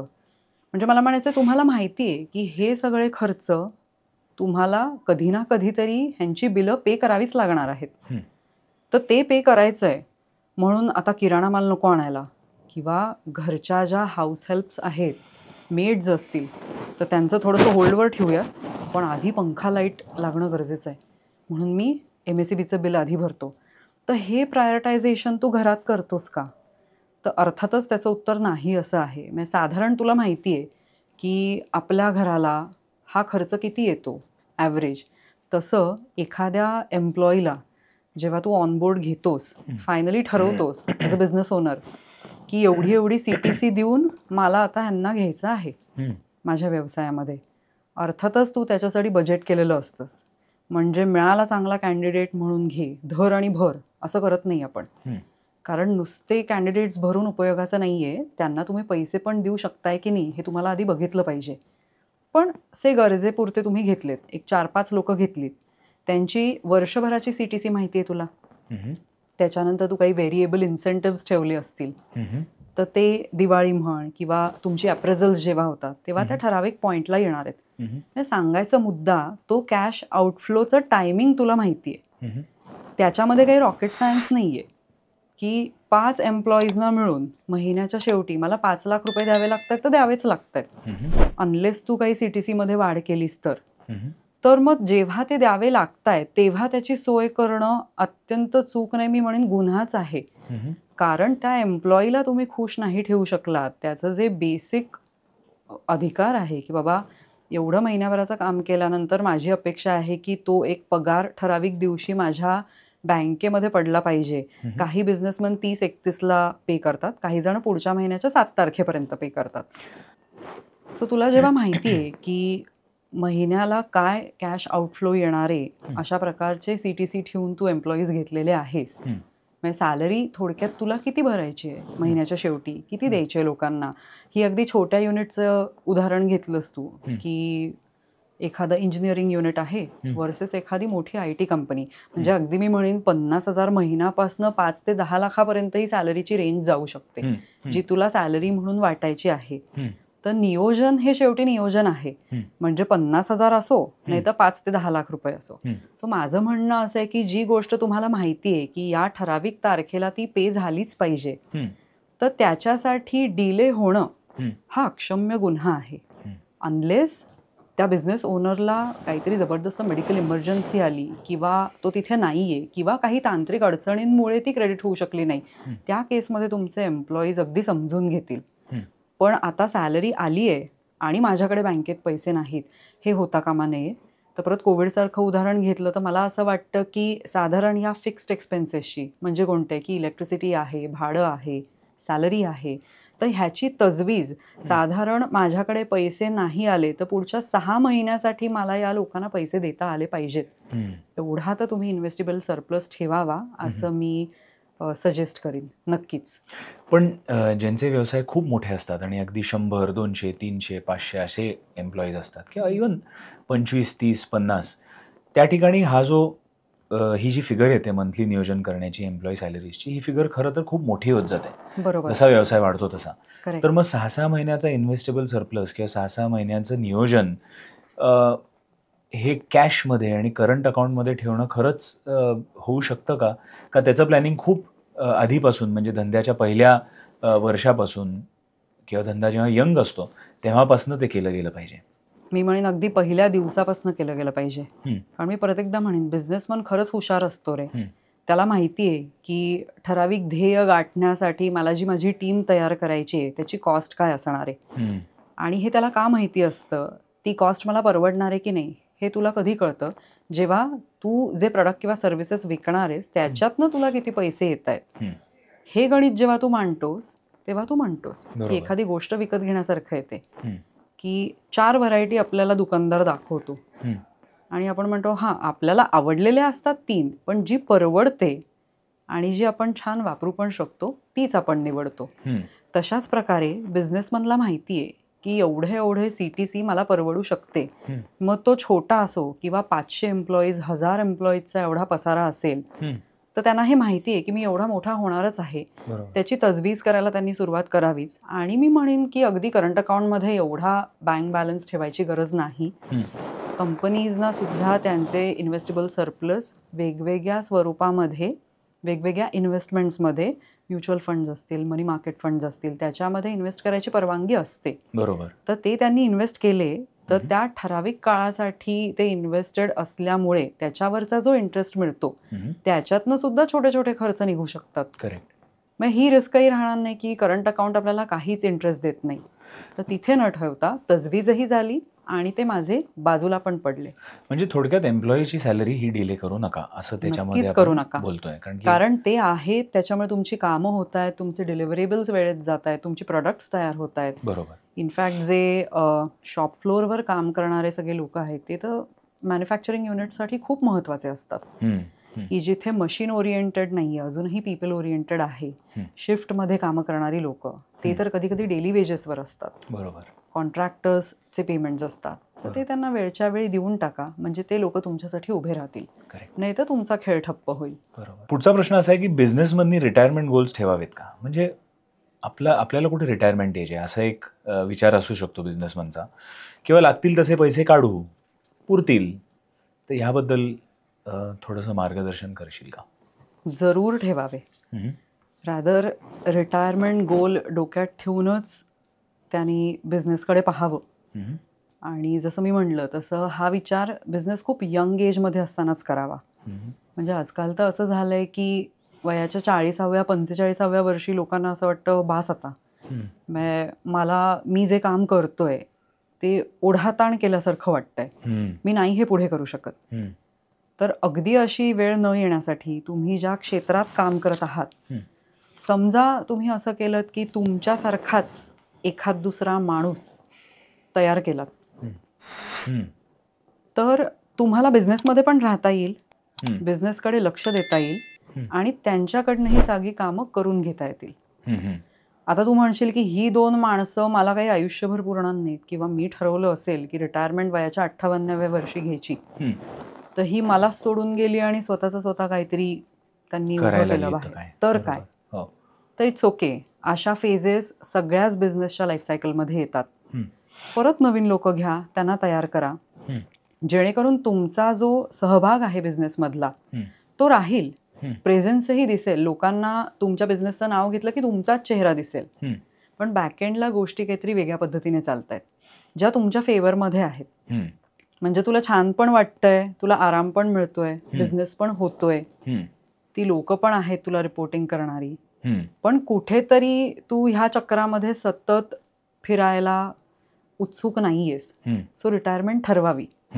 आणि नुसतं म्हणजे तुला असं आवडेल का की मी अनेक वर्ष उभं केलेलं साम्राज्य मी आता रिटायर व्हायचंय म्हणून सोडून दिलं कोणाच्या तरी हातात? असं नाही आवडणार. तर त्याच्यासाठी सुद्धा ना सुनियोजन झालं पाहिजे. ते कसं? तर एकतर मी मगाशी म्हणलं अगदी सुरुवातीला तसं की ड्यू डिलिजन्स करून त्याचं जे काही मूल्य असेल तेव्हा तुझ्या रिटायरमेंटच्या एजच्या वेळेस तेवढे पैसे घेऊन तू बाहेर पड. म्हणजे कोणाला तरी रितसर वीक तो बिझनेस की आजपासून मला हा जो खेळ मांडलेला आहे तो कंटिन्यू करायला जमू शकणार नाही, तर हा तुम्ही माझ्याकडनं विकत घ्या, ते पैसे घ्या, जेणेकरून तुमची रिटायरमेंटची गोल्सही पूर्ण होतात. नाहीतर असा कोणीतरी माणूस आणा सक्सेशन प्लॅनिंगमध्ये की तुमचा होल्ड आहे, तुम्ही इक्विटी होल्डर आहात, काही ना काही त्याच्यातनं तुम्हाला थोडाफार रेव्हेन्यू जनरेट होत जाईल, म्हणजे अगदी तुमचा इन्फ्लो बंद नाही होणार. आणि शेवटी बिझनेस हे मुलासारखा असतो रे, एकदम त्याच्यातनं पाय उतार करून बाहेर येणं हे मानसिक इमोशनली सुद्धा त्या बिझनेस ओनरला याचा त्रास होऊ शकतो. बरोबर. अटॅचमेंट असते ती की अरे इतके वर्ष मी हे उभं केलेलं आहे, तर त्याचाही तुम्हाला त्रास होणार नाही. म्हणजे बिझनेसमधनं रिटायर होणं सुद्धा इतकं सोपं नाही. रिटायरमेंट होण्याच्या अनेक कदाचित 5 वर्ष 10 वर्ष आधीपासून रिटायरमेंटचं प्लॅनिंग झालं पाहिजे असं मला वाटलं. अगदी त्याचं प्लॅनिंग सुद्धा डे 1 पासून करा. डोक्यात गोष्टी ठेवल्या की त्या अनुषंगाने त्या घडत जातात. म्हणजे रिटायरमेंटमध्ये सुद्धा 3 मेन असे कॅटेगरीज आल्या. एक तर फायनान्शियल प्लॅनिंग, ज्याबद्दल तर आपण बोललोच. सेकंड इज सक्सेशन प्लॅनिंग, की आपल्यासारखाच 1 किंवा 2 पर्याय बिझनेसमध्ये आणून ठेवणे. आणि मग त्याच्यानंतर सक्सेशन झाल्यावर सुद्धा समजा तो बिझनेस विकायचा असेल किंवा आणि त्याचं मूल्य घ्यायचं असेल तर ते सुद्धा तितकंच महत्त्वाचं. तर मग ते रिटायरमेंट सक्सेसफुल रिटायरमेंट असं तो बिझनेस ओनर सक्सेसफुली रिटायर होऊ शकतो. म्हणजे त्याच्या हाती काहीतरी लागेल असं मी म्हणेन. कारण ही सुद्धा एक व्यावहारिकताच आहे ना, की नुसतं इमोशनली मला बाहेर नाही पडायचंय, मला पेन्शन मिळणार नाहीये, तर तिकडनं मी जे उभं केलेलं साम्राज्य आहे त्याच्यातनं सुद्धा बाहेर पडताना मला पैशाच्या स्वरूपात काही मिळत असेल तर नक्कीच ते माझ्या सुनियोजनाचेच फायदे आहेत. तिथे मी त्याला स्वार्थी अजिबात म्हणणार नाही. त्याने तसं करावं. एक विषय आता असा आहे ना की 20-30 वर्ष एकच आयडिया घेऊन पुढे जाणं आजच्या काळामध्ये खरं तर मला अवघड वाटतं. म्हणजे अनेक बिझनेसेस आपण आपल्या आसपास बघतो ज्यांनी पहिल्या दिवशी एक प्रॉडक्ट किंवा सर्व्हिस घेऊन ते बाजारपेठेत गेले, पण कालांतराने काळ जसा बदलला तसं ती प्रॉडक्ट किंवा सर्व्हिससुद्धा पिवट झाली किंवा त्याचं रूपांतर काहीतरी वेगळ्याच गोष्टीमध्ये घडलं आणि मग ते पुढे गेले. तर प्रश्न असा आहे की असे काही इंडिकेटर्स आहेत का की आता जो आपण बिझनेस करतोय, जे प्रॉडक्ट किंवा सर्व्हिस आपण बाजारपेठेत विकतोय, तर ते आता चालत नाहीये किंवा मार्जिन्स कमी देत आहे, प्रॉफिट कमी देत आहे आणि म्हणून आता नवीन काहीतरी नूतनीकरण किंवा नवीन रिसर्च अँड डेव्हलपमेंट करण्याची वेळ आली आहे आणि पिवट करण्याची गरज आहे. तर ते कसं ठरवावं बिझनेस ओनरनी? तू टर्म खूप छान वापरलीस, पिव्होट करणं. तिथे मी परत BCP आणि DRPचा रेफरन्स देईन की जसं तू म्हणलास की माझं प्रोडक्ट आउटडेटेड झालं, तर ते झाल्यानंतर मला नाही समजलं पाहिजे. जेव्हा मला फटका बसेल इन टर्म्स ऑफ रेव्हेन्यू की अरे हे आता आउटडेटेड झालंय, हे व्हर्जन चालत नाहीये, मी जो लॅपटॉप विकते तो ते फारच जुना प्रोसेसर आहे माझ्याकडे जो स्टॉक आहे, पण माझ्या शेजारी माणूस आला आणि तो सगळा नवीन स्टॉक आणतोय आणि ह्याचे लॅपटॉप्स धडाधड विकले जात आहेत. तर माझ्याकडचा सेल कमी झाल्यानंतर मला ही गोष्ट नाही समजली पाहिजे. तर ह्याचा कुठेतरी परत एकदा अभ्यास होत राहायला पाहिजे. म्हणजे त्याच्यामध्ये मी 4-5 मुद्दे असं म्हणेन. म्हणजे जसं तू म्हणलास की 25-30 वर्ष एकाच बिझनेसमध्ये पेशंटली काम करणं हे कमी होत चाललंय. तर मी परत ह्याचा उल्लेख मानसिकतेशी करेन, कनेक्ट, की का बरं कमी होत चाललाय. जर तुम्हाला धंद्यात यायचं आहे तर तो तुम्हाला पेशन्स ठेवायला लागेल. टाईमली कस्टमर्स फीडबॅक घेणं, त्याच्यानंतर आपलं प्रोडक्ट हे एकदा पडताळून बघावं की ते इतकं युनिक आहे का की जणू काही माझी मोनोपॉलीच आहे आणि कुठलेही फॅक्टर्स आले तरी मला मरण नाही. अशा ह्याच्यात मी वावरत असेन तर मी म्हणेन की काही फरक पडणार नाही मार्केटमध्ये काहीही झालं तरी. पण बहुतांशी प्रोडक्ट्स किंवा सर्व्हिसेसमध्ये ही मोनोपॉली नसते. बरोबर. म्हणजे मी ग्लास मॅन्युफॅक्चरर आहे, काचेचा ग्लास बनवते, तर माझे ग्लास बघून कोणी पण तसाच किंवा वेगवेगळ्या प्रकारचे ग्लासेस सुद्धा बनवू शकतं. बरोबर. म्हणजे समजा मी एखाद्या ठिकाणी फॅक्टरी टाकली आणि 10 वर्ष मी छान मोनोपॉली एन्जॉय करते कारण का मला कोणी कॉम्पिटिशनमध्येच नाहीये. पण अचानक एखादा माणूस येतो, माझ्या शेजारीच जागा घेतो आणि माझंच प्रोडक्ट सुरू करतो, तेव्हा मी डगमगते की अरे बापरे आता काय. तर हे न करण्यासाठी हे जे पिव्होट्स आहेत, तू म्हणलास की फॅक्टर्स काय काय आहेत, मग त्याच्यासाठी डे 1ला मला विचार करायचा आहे आणि ह्याला खूप लॉंग टर्म व्हिजन पाहिजे की बाबा मला किती मोठं व्हायचं आहे, मला माझं प्रोडक्ट इतकं क्वालिटी वाईज छान बनवायचं आहे, त्याच्यासाठी माझ्याकडे काही प्रोसेसेस आहेत तर त्या मी फॉलो करतोय का, क्वालिटी स्टँडर्ड्स मेंटेन करतोय का, की माझ्याकडनं जे जे कस्टमर्स ग्लासेस घेतील ते इतके चांगले बनवलेले आहेत मी की ते माझ्याकडेच येणार, ह्याची खात्री मला माहिती आहे. ही ग्वाही जेव्हा मला मिळते तेव्हा आजूबाजू कितीही कॉम्पिटिशन आली तरी मी डगमगली नाही पाहिजे. बरोबर. आणि तो एक रेझिलियन्स पण असला पाहिजे. मग त्याच्यामध्ये माझ्याकडे काही बॅकअप प्लॅन आहे का. म्हणजे ठीक आहे आता कॉम्पिटिशन आली, हा ग्लास चालत नाही आहे, तर मी काही वेगळी प्रोडक्ट्स करू का, त्याच्यासाठी लागणारी मशिनरी माझ्याकडे आहे का. म्हणजे असं काहीतरी होणारच आहे हे डोक्यात ठेवून त्या बिझनेसमननी सतत काहीतरी नाविन्यपूर्ण करायचा प्रयत्न करत राहायला पाहिजे. बरोबर. नाहीतर त्या बिझनेसला मरण येऊ शकतं. किंवा आता AI बघ, कितीतरी मतमतांतरं आहेत त्याच्याबद्दल की AI हा शाप आहे का वरदान आहे. काही जण म्हणतायत की नोकऱ्या जातील लोकांच्या एकदम, AIच सगळं करेल. तर ते पडताळून पाहावं की खरंच माझ्या बिझनेसमध्ये असे काही फॅक्टर्स आहेत का की जे AI पूर्णपणे सबस्टिट्यूट करू शकतं. मग ती मी कॉस्ट वाचवू शकतो का. किंवा उलटं, माझ्या बिझनेसला AI तर नाही ना रिप्लेस करणार, पण काहीतरी फटका बसल्यावर नाही या गोष्टींचा विचार झाला पाहिजे. बरोबर. आणि स्वतःवर विश्वास ठेवा. मी म्हणेन काही ना काहीतरी स्ट्रॅटेजीज, नीती अशा असतातच की ज्या आपल्याला पुढे नेतात. आजकाल ते असं म्हणतात ना की कुठलाही धंदा हा टेक्नॉलॉजी शिवाय खरंच होऊ शकत नाही. म्हणजे खरं आपण एक टेक्नॉलॉजी कंपनी चालवतोय ह्या ना त्या रूपाने, आणि जी वेगवेगळे प्रोडक्ट सर्व्हिसेस विकतीये. म्हणजे टेक्नॉलॉजी वापरून तुम्ही सेल्सचे लीड्स गोळा करताय वेगवेगळ्या वेबसाईट्सवरनं, किंवा टेक्नॉलॉजी वापरून तुमचं प्रॉडक्ट जे आहे ते अजून आधुनिक बनवताय आणि त्याच्यामुळे ते प्रॉडक्ट जास्ती तुमच्या कस्टमर्सना भावतंय. हा एक मुद्दा झाला. आणि जे राहिलं ते म्हणजे की प्रॉफिट मार्जिन समजा वर्षानुवर्ष कमी होत असेल त्या धंद्यामध्ये, कारण की नवीन प्लेयर आला आहे, जसं ग्लासचं एक्झाम्पल तू दिलंस. पण जेव्हा तो प्रॉडक्ट युनिक असतो आणि तो मार्केटमध्ये असतो त्याच्यामधनं मार्जिन जास्ती मिळतं. पण अजून कॉम्पिटिटर्स जसे आपल्या मार्केटमध्ये येतात त्याचं मार्जिन कमी कमी होत जातं. तर ते मार्जिन कमी जसं होत जाईल तसं त्या बिझनेसमधनी विचार केला पाहिजे की मार्जिन कमी होत आहे, मागच्या वर्षी 15% असेल, यावर्षी 10% होत आहे, तर मग नवीन काही मी याच्यामध्ये करू शकतो का जेणेकरून हे 10चं परत 15% ते मार्जिन जाईल. अगदी योग्य आणि तो आहे. पण एक पिव्हट झाला. अगदी. जसं आपण आपल्या मुलांना परीक्षेत मिळणाऱ्या मार्कांवर लक्ष ठेवून असतो की नाही, हम्म, की अरे मागच्या चाचणीमध्ये तुला 40 पैकी 35 मिळाले होते, हम्म, मग आत्ता एकदम तू 25 वर कसा आलास? बरोबर. तर हे आपण वर्षाचा शेवट झाल्यानंतर जेव्हा प्रगती पुस्तक हातात येतं तेव्हा नाही विचारत. हम्म, सो तिथल्या तिथे गोष्टींवर काम करणं आणि निर्णय घेणं. तसंच जेव्हा तू म्हणलास की मला लक्षात येतंय की माझं मार्जिन कमी होतंय, हम्म, त्याला माहिती असतं ऑर्डर्स किती येत आहेत. मग भरपूर ऑर्डर्स येऊन जर का प्राइसिंगमध्ये मला काहीतरी तडजोड करायला लागत असेल तर नक्कीच माझ्या मार्जिनला याचा फटका बसणार आहे. बरोबर. तर मग तिथे मी काय स्ट्रॅटेजी करू?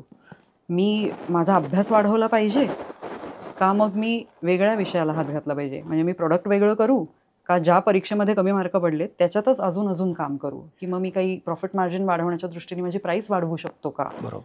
तर हे त्या वेळेलाच झालं पाहिजे. आणि कधी कधी प्रॉफिट मार्जिन त्या प्रोडक्टमधलं हा एक व्हेरिएबल झाला आपण असं म्हणू. दुसरी गोष्ट, ते प्रॉडक्ट इतकं बाजारपेठेत चालतंय की त्याला लागणारी जी एम्प्लॉई कॉस्ट आहे ती पण कदाचित वाढत असते. मग त्या केसमध्ये सुद्धा पिवट करून गरजेचं आहे का की आपण एक फ्रेशर एम्प्लॉई घेऊ आणि त्याला पूर्ण ट्रेनिंग देऊ, जेणेकरून ती एम्प्लॉई कॉस्ट कमी होईल आणि मार्जिन प्रोटेक्ट होईल. नक्कीच नक्कीच. तेव्हा थोडासा त्रास होऊ शकतो बिझनेसमनला, की जो एकदम पॉलिश्ड एम्प्लॉई होता, की ज्याला काहीच सांगावं लागायचं नाही, पण ती कॉस्ट तुम्हाला वाचवायची असेल तर ही पण रिस्क घ्या तुम्ही. कदाचित तुमचा वेळ थोडासा जास्त जाईल त्याच्यामध्ये, पण तो फ्रेशर आहे, त्याच्यामध्येही काही नवीन संकल्पना असतील. बरोबर. तोही काही गोष्टींवर तुम्हाला मार्गदर्शन करू शकतो. बरोबर. तोही काही नवीन गोष्टी तुमच्या समोर आणेल. बरोबर. कारण जो पॉलिश्ड असतो त्याला माहिती आहे की मी नसेन तर ह्यांच्या या गोष्टी चालू शकत नाहीत. करेक्ट. पण तो तुम्हाला कायमचाही पुरू शकत नाही, कारण त्याला खुश ठेवण्यासाठी तो मागेल तेवढी सॅलरी तुम्ही वाढवू शकत नाही. बरोबर. तर ही पण एक स्ट्रॅटेजीचाच भाग आहे असं मला वाटतं. म्हणजे पिव्हट किंवा बदल करणे हे फक्त प्रोडक्ट किंवा सर्व्हिसवर अवलंबून नसून अगदी फायनान्स कॉस्टवरती सुद्धा तो पिव्हट होऊ शकतो. म्हणजे एखादी बँक समजा एक रेट ऑफ इंटरेस्ट देत असेल, पण दुसरी बँक तुमच्याकडे आली तुमच्या कॅश क्रेडिटसाठी आणि कुठल्या वेगळ्या ओव्हरड्राफ्टसाठी, तर ते तुम्ही तिथे पण शिफ्ट व्हायला हरकत नाही. तिथेही तुम्ही पिव्हट करून तुमचे प्रॉफिट मार्जिन्स प्रोटेक्ट करू शकता. अगदी बरोबर. थँक्यू रुजुता. तू इनोटॉक्सच्या स्टुडिओमध्ये आलीस आणि SMEचा बिझनेस ओनर हा फायनान्शियली फ्री कसा होऊ शकेल आणि त्याचा बिझनेस त्यांनी अजून प्रगतशील कसा चालवावा याच्यावरती खूप छान चर्चा केलीस. धन्यवाद तेजस, मला ही संधी दिल्याबद्दल. जाता जाता एक गोष्ट सांगायला नक्की आवडेल मला. राजीव तलरेजा हे तू नाव ऐकलंयस का? बिझनेस कोच आहेत ते. हो. आणि खूप छान छान प्रॅक्टिकल उदाहरणं देऊन ते गोष्टी शेअर करत असतात बिझनेस ओनर्सशी. तर त्यांची ना एक छान टर्म आहे बरं का, CEO. आणि त्याचा फुल फॉर्म ते गमतीने असं सांगतात, चीफ एव्हरीथिंग ऑफिसर. तर मी सगळ्या SMEजना इन्क्लुडिंग मायसेल्फ असं सांगीन की आपल्याला चीफ एव्हरीथिंग ऑफिसर व्हायचं नाहीये. म्हणजे ऑफिसचं दार उघडल्यानंतर झाडू पण मीच मारतीये, फरशी पण मीच पुसते, पाणी पण मीच आणतीये, PC पण मीच चालू करतेय आणि सगळं मी. म्हणजे आपल्याला मोठं व्हायचं असेल तर आपण डेलिगेट करायला शिकलं पाहिजे. जसं म्हणलं की आपल्यासारखी 1-2 माणसं बनवा, डेलिगेशन करा. विराट कोहली बघ, त्याच्या अंडर पण टीम आहेच ना. तो असं नाही म्हणू शकत की मी एकटाच सगळ्या ओव्हर्स खेळणार. बरोबर. तर त्याच्या टीमवर विश्वास आहे. तसंच आपण स्वतःवर, आपल्या व्यवसायावर आणि आपल्या टीमवर पण विश्वास ठेवला पाहिजे, जेणेकरून आपण खऱ्या अर्थाने CEO होऊ. आपल्याला सगळं नाही करायचं आहे कारण आपण पुरू शकत नाही, अदरवाईज आपला व्यवसाय वृद्धिंगत होणार नाही. एका ठराविक उंचीला नेऊन ठेवायचं असेल तर ह्या गोष्टी डेलिगेट करत करत, प्रसंगी टप्पे टोणपे खात, सगळ्याचा अनुभव घेत आपण तिथपर्यंत नक्की पोचू. आणि मग मी म्हणेन की सेल्फ एम्प्लॉयमेंट वर्सेस बिझनेसमध्ये बिझनेसच करा. Is better. इनोटॉक्सचे आमचे जे हे व्ह्युअर्स आहेत ना, त्यांना एखादा एपिसोड आवडला की कॉमेंट सेक्शनमध्ये ते एक छान 1-2 शब्द लिहितात. त्यांचे कॉमेंट्स तर लिहितातच, पण आमच्या गेस्टला मी दरवेळेला विचारतो की समजा त्यांना एखादा दुसरा शब्द द्यायचा असेल तर तो काय असेल, जेणेकरून ते तो कॉमेंटमध्ये टाईप करतील आणि आपल्याला समजेल की हां, त्यांनी शेवटपर्यंत हा एपिसोड बघितला. तर आजच्या एपिसोडचा शब्द काय देऊयात? प्रेरणादायी असं मी म्हणेन. प्रेरणादायी. प्रेरणादायी हा शब्द तुम्ही कॉमेंट सेक्शनमध्ये लिहा म्हणजे आम्हाला कळेल की तुम्ही हा एपिसोड संपूर्ण बघितलात आणि तुम्हाला आवडला देखील. रुचिता, आता एकच गोष्ट राहिली आहे, ती म्हणजे आमचा गेस्ट बोर्ड इनोटॉक्सचा, ज्याच्यावरती प्रत्येक गेस्ट इनोटॉक्सला एक शुभेच्छा देतो. अरे वा, तर तो गेस्ट बोर्ड तुझ्या हातात आम्ही आता देऊ. नक्की.